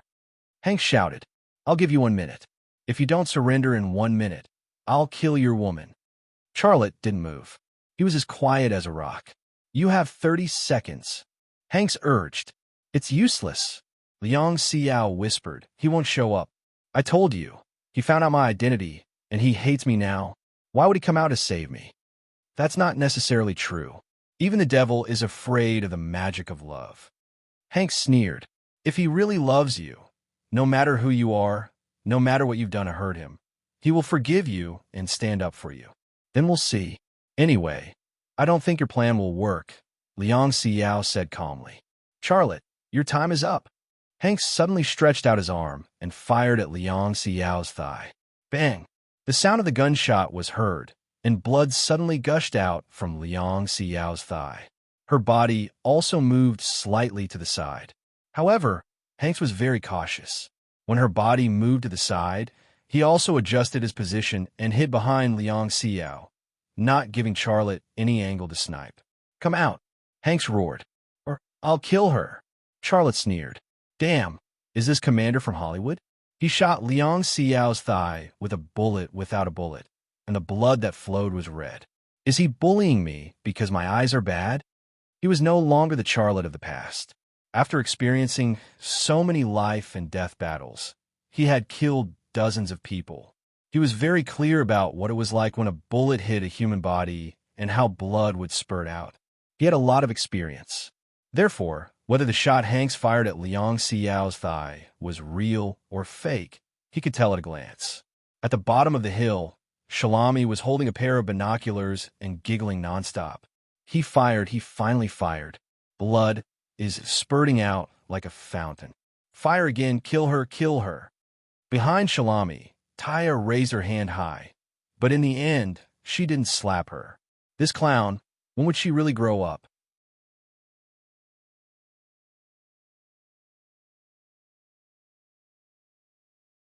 Chapter 309. Bang! There was another gunshot. It was Colonel Hanks who fired. He shot Liang Xiao's lower abdomen. Liang Xiao's lower abdomen also began to bleed. Her legs went soft, and she fell to the ground. This time, Hanks couldn't keep up with Liang Xiao's body. His left shoulder was exposed. Bang! Charlotte pulled the trigger. A bullet traveled a few hundred meters and instantly penetrated Hanks's left shoulder. At that moment, blood spurted out from his left shoulder and dyed Liang Xiao's shoulder and cheek red. His body was also lifted up by the huge impact and fell back. This was a real shot. Liang Xiao also lay on the ground and didn't dare to show her head. Her face was pale. At this time, she wasn't sure if Charlotte would shoot her. However, compared to Charlotte's terrifying marksmanship, what made her feel worse was Charlotte's attitude toward her. He didn't seem to care about her anymore. Otherwise, he wouldn't have fired in this situation, because even if there was a deviation of 1 centimeter, she would be the one hit, not Hanks. Kill him. Kill him for me. Hanks didn't die, but Charlotte's shot shattered his courage. After he gave the order, he passed out. Gunshots rang out on the hillside. Bullets rained down on the right side of Charlotte. When Charlotte fired, his position was exposed. These people weren't ordinary soldiers. They were all veterans, especially the CIB agents, who were the elites of the elites. Liang Xiao pulled out the pistol on her waist and roared, "Stop shooting! Stop shooting! If anyone kills him, I'll be the first to kill him." There was a brief pause in the gunshots. Charlotte crawled away, but as soon as he moved, a bullet flew from above and hit the edge of the rock he was hiding on. The sniper had already locked onto him. Moreover, the sniper was wearing night vision equipment that could track him through the heat emitted by his body in the night environment. In front of the thermal imaging night vision equipment, even if they hid behind a rock, they would not be able to hide. Charlotte stuck close to the ground and observed the sniper through the edge of the rock with his left eye. The The sniper was using a thermal imaging night vision device to observe Luke's direction and was still talking. Charlotte's left eye locked onto his lips and deciphered the language. A second later, Charlotte rolled down the hill. As soon as he left the rock, a grenade exploded on it. Just now, the sniper was relaying his coordinates to a CIB agent. Fortunately, he had deciphered the sniper's language. Otherwise, if he had been a second late, even if he had not been killed by the grenade, he would have been severely injured. Rumble. The CIB agent operating the grenade launcher fired a second grenade. It exploded a few meters in front of Charlotte. Rock fragments, dirt, and sand flew in all directions from the center of the explosion. Although Charlotte's movement speed was extremely fast, he was still injured by a lot of the rock fragments. The dirt and sand that were lifted up by the explosion also made his face dirty and messy. After all, the people who came to capture him were carefully selected elites, not rookies. Bang! In the midst of fleeing, Charlotte suddenly stopped and turned around to fire. The CIB agent operating the grenade launcher was just about to pull the trigger when a bullet pierced his neck. A quarter of his neck was instantly cut off. His body fell backward, but his fingers still carried out the command of his brain before he died and pulled the trigger. The grenade launcher vibrated, and a grenade shot straight into the sky. Fu*K. The sniper not far from him could no longer remain calm as he got up and ran. Bang! Charlotte's sniper rifle vibrated, and a bullet instantly traversed a few hundred meters and accurately pierced the back of the sniper's head. Rumble! The grenade fell and exploded on the hillside. Although no one was killed in the explosion, the camp on the hillside fell into chaos. Taking advantage of the chaos, Charlotte quickly rushed down the hillside. Although the enemy still had a dozen people left, they lost the best sniper and the CIB agent who fired the grenade. Coupled with the unconscious commander, they didn't pose much of a threat to Charlotte. If they caught up, Charlotte had absolute confidence that he could kill them all. As for Liang Xiao, the scene of her being held hostage by the commander kept flashing in Charlotte's mind. The commander fired 2 shots at Liang Xiao. Although they were both empty bullets, her body showed signs of being shot twice, and each time it was more intense than the last. Charlotte sighed in his heart. "Are you helping me? You deliberately crouched down to give me a chance to kill the commander of the special forces? Why are you doing this? We're done. You'll get yourself into trouble if you do this." The chaos on the hillside was over. The night shrouded the hillside, the cold wind blew, and the air was filled with the smell of blood and smoke.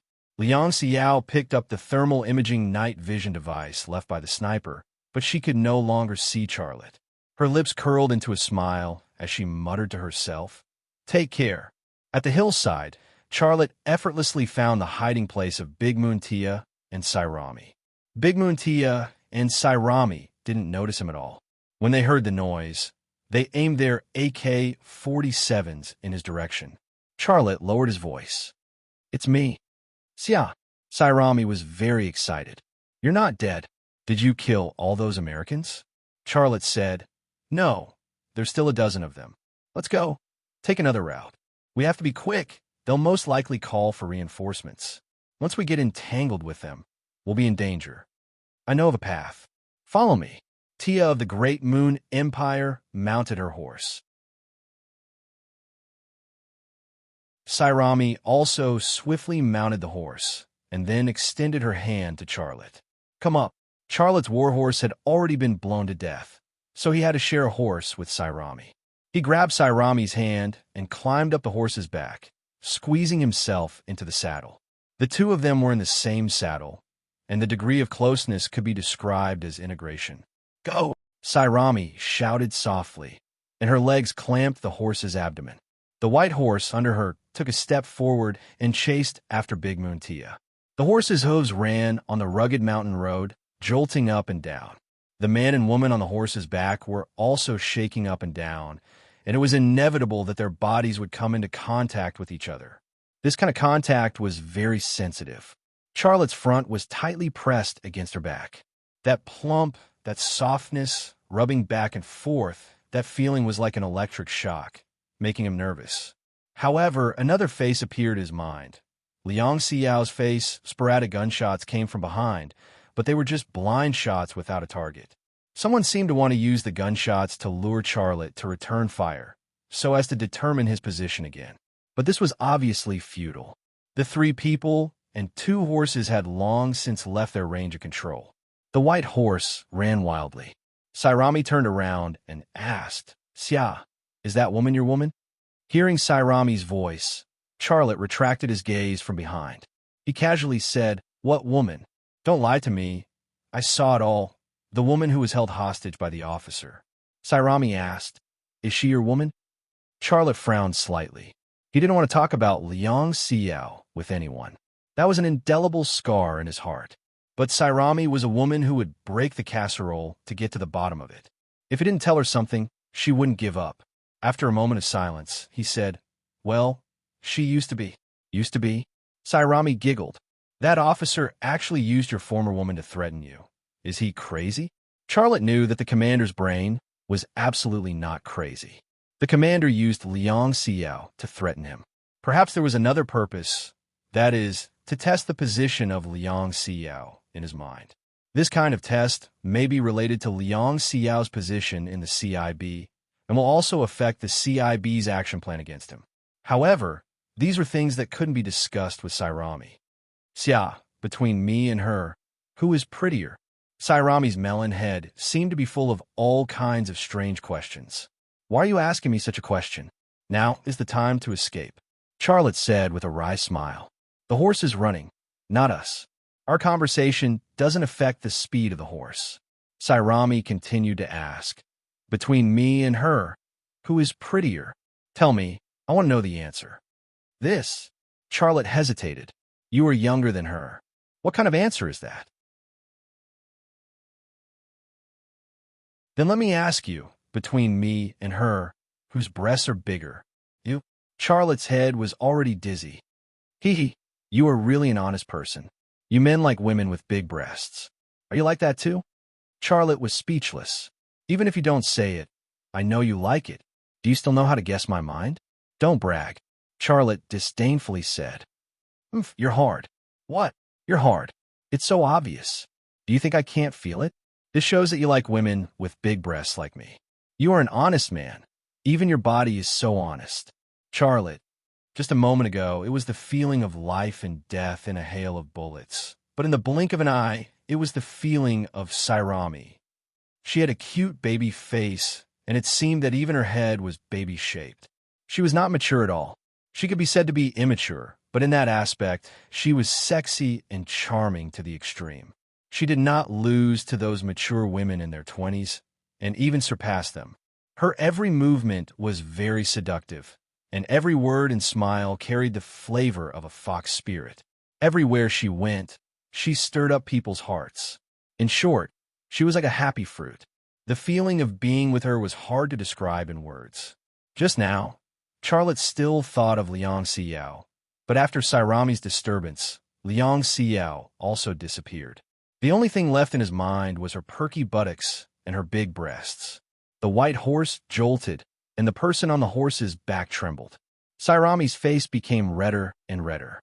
Charlotte also pursed his lips, as if he was enduring something.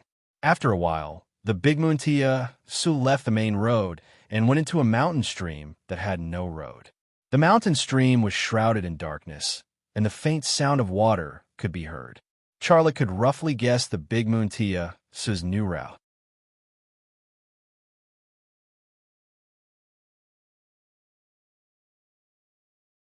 Chapter 310. The light of dawn dispelled the darkness, and the 3 men and 2 horses entered the woods next to the river to rest and eat. This river was the river that flowed out of the White Han tribe. Sometimes it would become an underground river that drilled into the mountains, and sometimes it would come out of the ground and become a river that flowed out of the ground. Only Taya and Sirami knew where it flowed and could follow the flow of the river to cross this mountainous area. The 2 horses were tied to the trunk of a tree, and the 3 men ate on the grass. After running for a night, even a body made of iron could not support it, especially Charlotte, who had also experienced a life and death battle. His physical consumption was far greater than that of Taya and Sirami, and he urgently needed to replenish his energy and rest. Charlotte's body was full of lacerations caused by rock fragments, and his cloth was also full of dark red bloodstains. His face was covered with dust and blood, and his hair was messy. He looked like a soldier who had just come down from the front line. He looked very miserable, but he had a kind of charm that was a mixture of wildness and courage. Taya and Sirami were not much better. Their faces were also covered with dust, and their clothes were torn by branches, revealing large areas of their snow-white skin. They also had the charm of wildness and courage. If they and Charlotte were described as lions, then they were lionesses, and Charlotte was a male lion. Xia, have a piece of beef jerky. Sirami handed a piece of beef jerky to Charlotte. Thank you. Charlotte took the beef jerky, tore off a piece, and chewed it. He was really hungry, and the dry beef jerky had become delicious. Here, drink some water. Sirami unscrewed the kettle and fed Charlotte water. Charlotte felt a little embarrassed, but did not refuse Sirami's scout. Not only did Sirami feed him water, but she also reached out to wipe the water that spilled from the corner of his mouth. She squatted in front of him with her legs slightly open. Under her tattered short skirt, he could see her snow-white and plump thighs, as well as a patch of white scenery.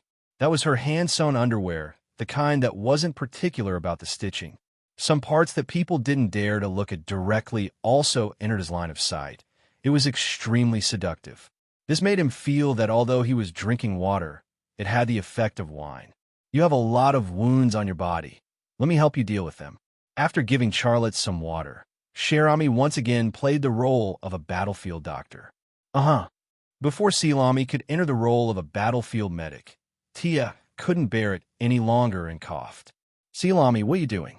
You're the most outstanding warrior in our tribe, not a nurse, and definitely not a lover who serves men. The words that Tia of the Great Moon Empire had yet to say were, "You've disgraced the tribe." Yeah? How'd I serve you?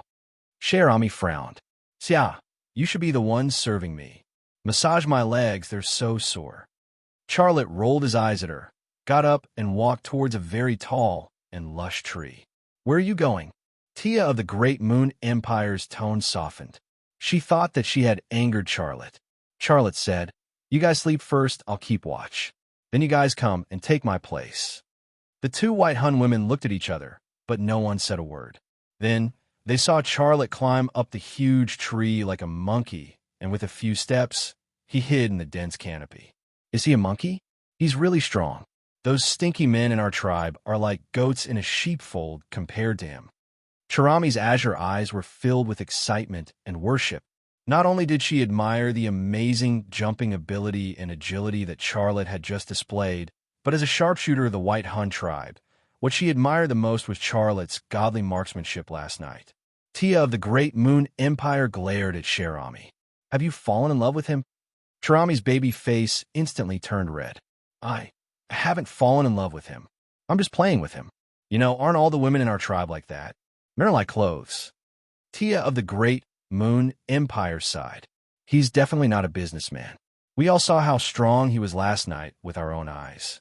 Out of the 3 armed helicopters on the other side, he took out one with a sniper rifle.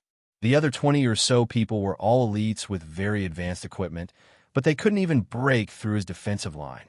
Not only did he retreat unscathed, he even covered our safe retreat. Such a person, what's his status? Sirami shook her head. I don't know, but I know that he's our friend. Last night, he was willing to risk his life to protect us. We should trust him. Of course I trust him, Tia of the Great Moon said. Don't you understand why I'm saying all this? What I mean is, you have to control your feelings and don't get too involved. I'm not involved too much. Sirami thought for a moment. She stretched out her hands, the thumb and index finger of her left hand forming a circle, and then the index finger of her right hand poked through the circle, exposing a section of her finger. She then said in a deadpan manner, about this deep. My current relationship with him is also this deep. Tia of the Great Moon Empire rolled her eyes and laid down weakly. She was too lazy to talk to this clown. Cherami shrugged and also lay down on the grass to sleep.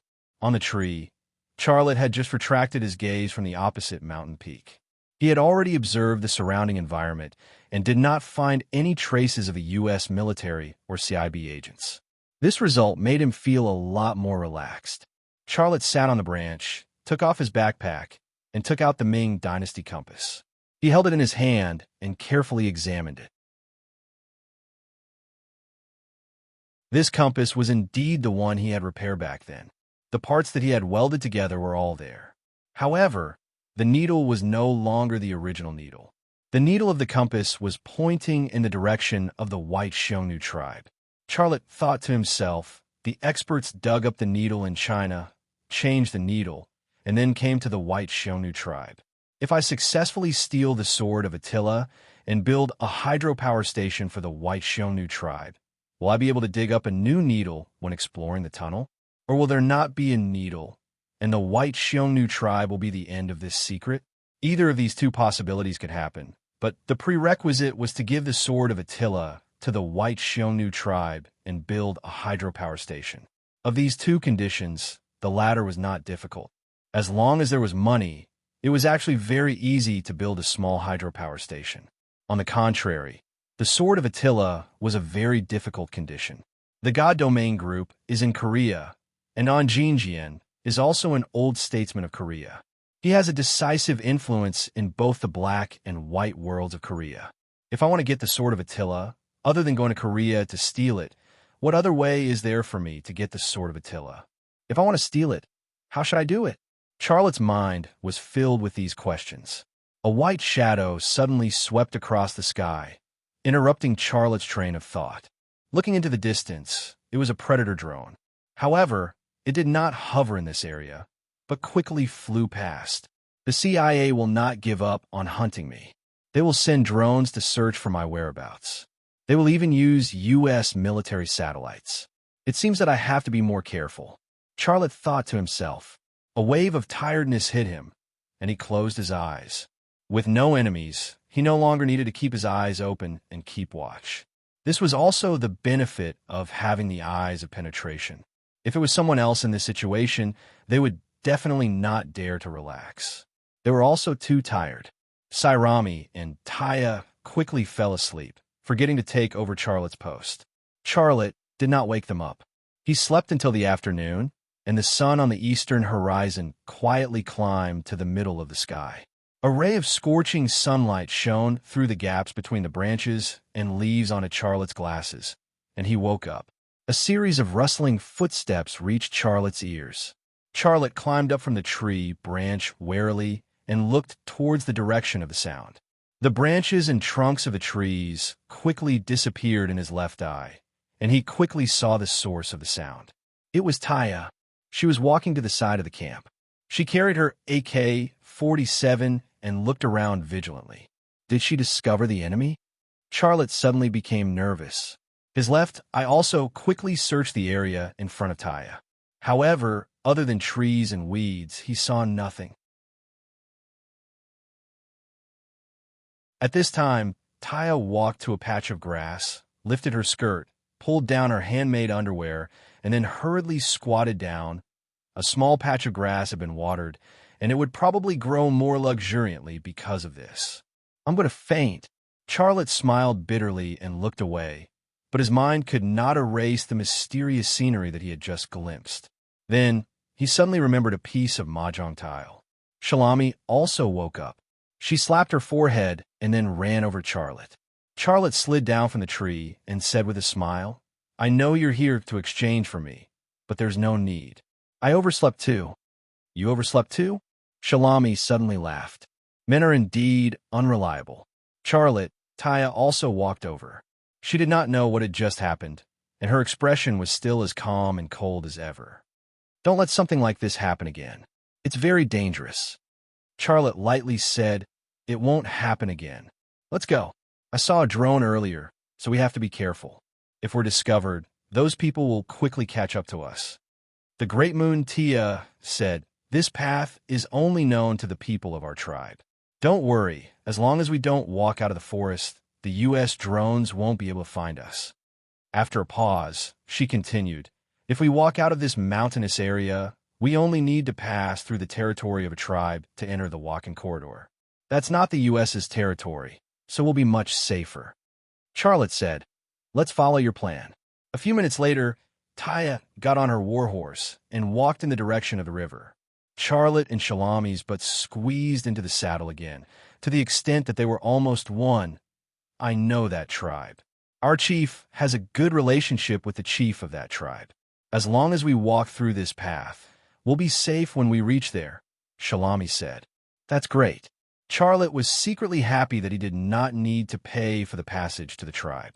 When we reach China, buy me clothes. Okay, I'll buy you clothes. I'll buy you 100 sets. Wear them until you puke. You're hard.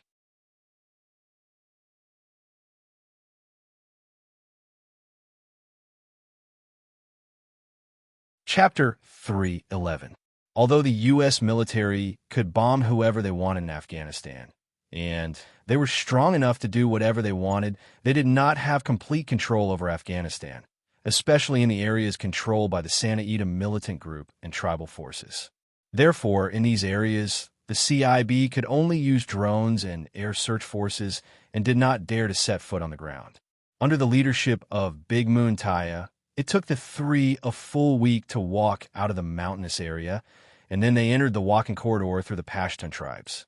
During this time, the three only encountered controlled drones and U.S. military fighter jets whizzing past, and did not encounter any ground armed forces. For the CIB, after the failure of the operation that night, they had actually lost the best opportunity to capture Charlotte.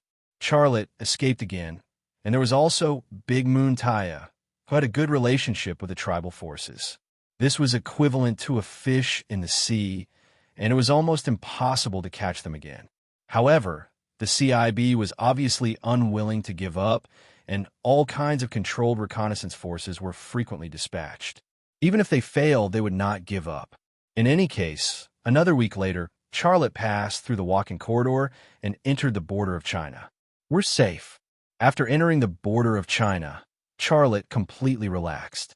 He excitedly picked up a handful of soil under his feet and sprinkled it into the sky, then shouted, "We're home."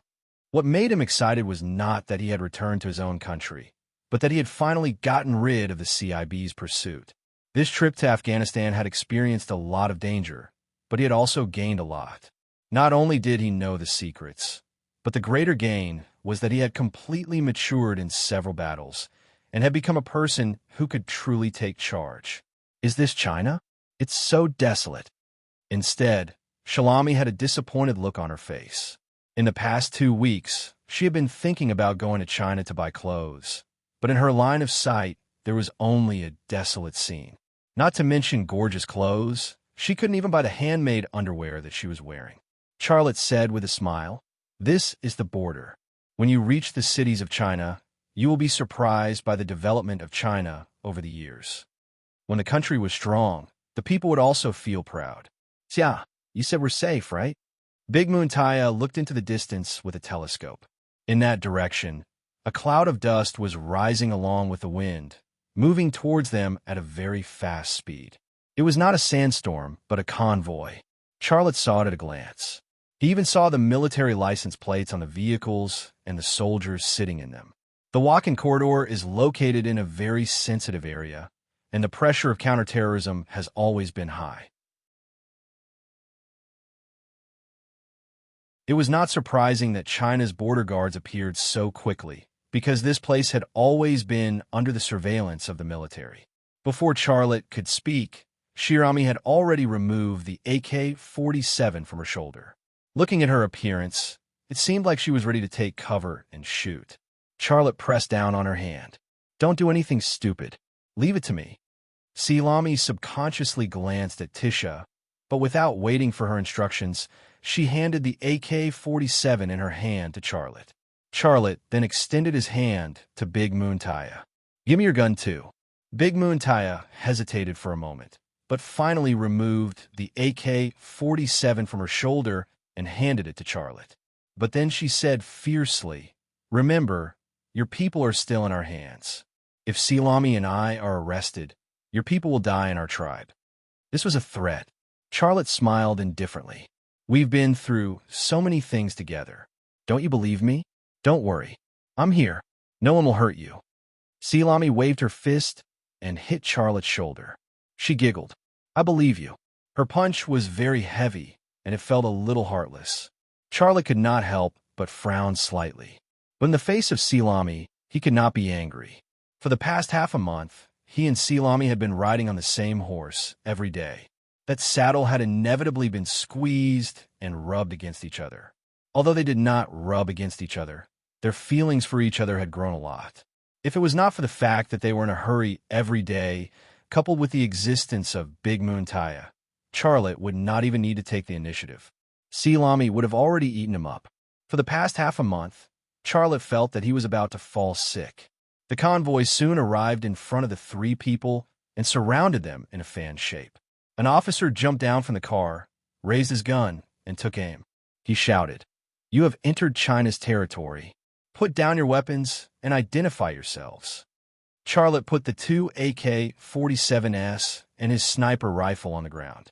He then raised his hands and said loudly, "Colonel, I want to talk to you." The other party had the rank of colonel on his shoulder. Charlotte's shout indicated that he wanted to talk to him. The leading colonel was stunned for a moment. In this case, Charlotte should have identified himself, but he did not do so. Instead, he asked to talk. "Who are you?" Charlotte said loudly, "I am from the National Security Agency. You must have sufficient authority to overstep my boundaries. I want to talk to you. Please cooperate." What kind of tone was this? The colonel thought for a moment and finally nodded. "You come over. The two of them stay here and don't move." Charlotte walked over and went straight to the point. "I want to borrow your cell phone to make a phone call, and then someone will explain the situation to you. You'd better not lie to me, or I won't be polite to you." The colonel did not make things difficult for Charlotte. He handed his cell phone to Charlotte. Charlotte actually had a satellite phone with him, but he did not dare to turn it on for the past half a month, for fear of being located by the CIA. When he set foot on China's territory, he did turn it on once, but before he could dial a number, it ran out of power. Charlotte dialed Long Bing's number. There were very few people who knew Long Bing's phone number, so once someone called her, she would be able to guess who it was just by looking at the address of the number. But before she could speak, Charlotte said, "It's me. I'm back." Long Bing was silent for a moment before she said, "You've been arrested?" This insight made Charlotte sweat. He smiled bitterly. "How can you say that? I'm also on a mission, and I don't know anyone. I have an officer with me. You can call him and explain the situation." "What about Tang Yuyan?" Long Bing asked. "She's still in Afghanistan. The situation is a bit complicated." "I'll tell you later," Charlotte said. "Well, give the phone to the officer. I'll explain the situation to him." It was Long Bing's voice. Charlotte handed the phone to the colonel. "Colonel, someone wants to talk to you." The colonel's expression was very serious. He took the phone and carefully handed it over. "Hello. May I ask who you are?" Elder Taya and Sirami kept staring at Charlotte and the leading colonel. The two women looked very nervous. After all, there were dozens of heavily armed soldiers standing in front of them, and they were all highly trained in military affairs. Even now, those soldiers were still carrying out the colonel's orders and pointing their guns at them. Those black muzzles made them nervous. "Chief, what is Xia talking to the officer about?" Sirami finally couldn't hold it in and asked. Elder Taya said, "Xia is talking to someone on the phone, asking that person to explain the situation to the officer. Xia Duo is a member of the China government. He's probably a very high-level agent." "Chief, you can understand Chinese?" Sirami looked very surprised. Elder Taya rolled her eyes. The ancient Xiongnu language is actually very similar to Chinese and Tibetan. It's just that you don't want to learn it. However, I don't know much. Don't tell Xia. Isn't that lying to him? Elder Taya waved her hand and slapped the back of Sirami's head. Sirami glanced at Elder Taya with dissatisfaction, but kept her mouth shut. At this time, the colonel had already ended his call with Long Bing. His attitude had also changed greatly. When he faced Charlotte again, there was a smile on his face. "I have a general idea of the situation. I'm just waiting for the official written documents to arrive. Now, I'll have to trouble you to follow us back to the camp. Once the documents are faxed, I'll immediately send you to the airport. All right, thank you in advance. Charlotte was also very polite.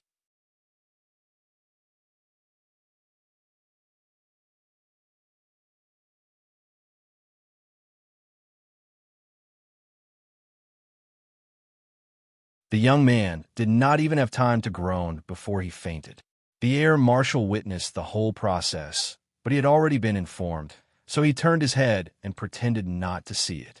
Charlotte did not want to do this, but he did not want to miss any opportunity to build a good relationship with Elder Taya. Not for anything else, but for Tang Yuyin, peaceful, the few China experts, and the place that the compass pointed to. Siarami held Charlotte's arm and smiled sweetly. She moved closer to Charlotte's ear and said something. Charlotte's eyes uncontrollably moved to see Rami's short skirt. His face inexplicably turned red. You're tuning into the Warrior Lore YouTube channel.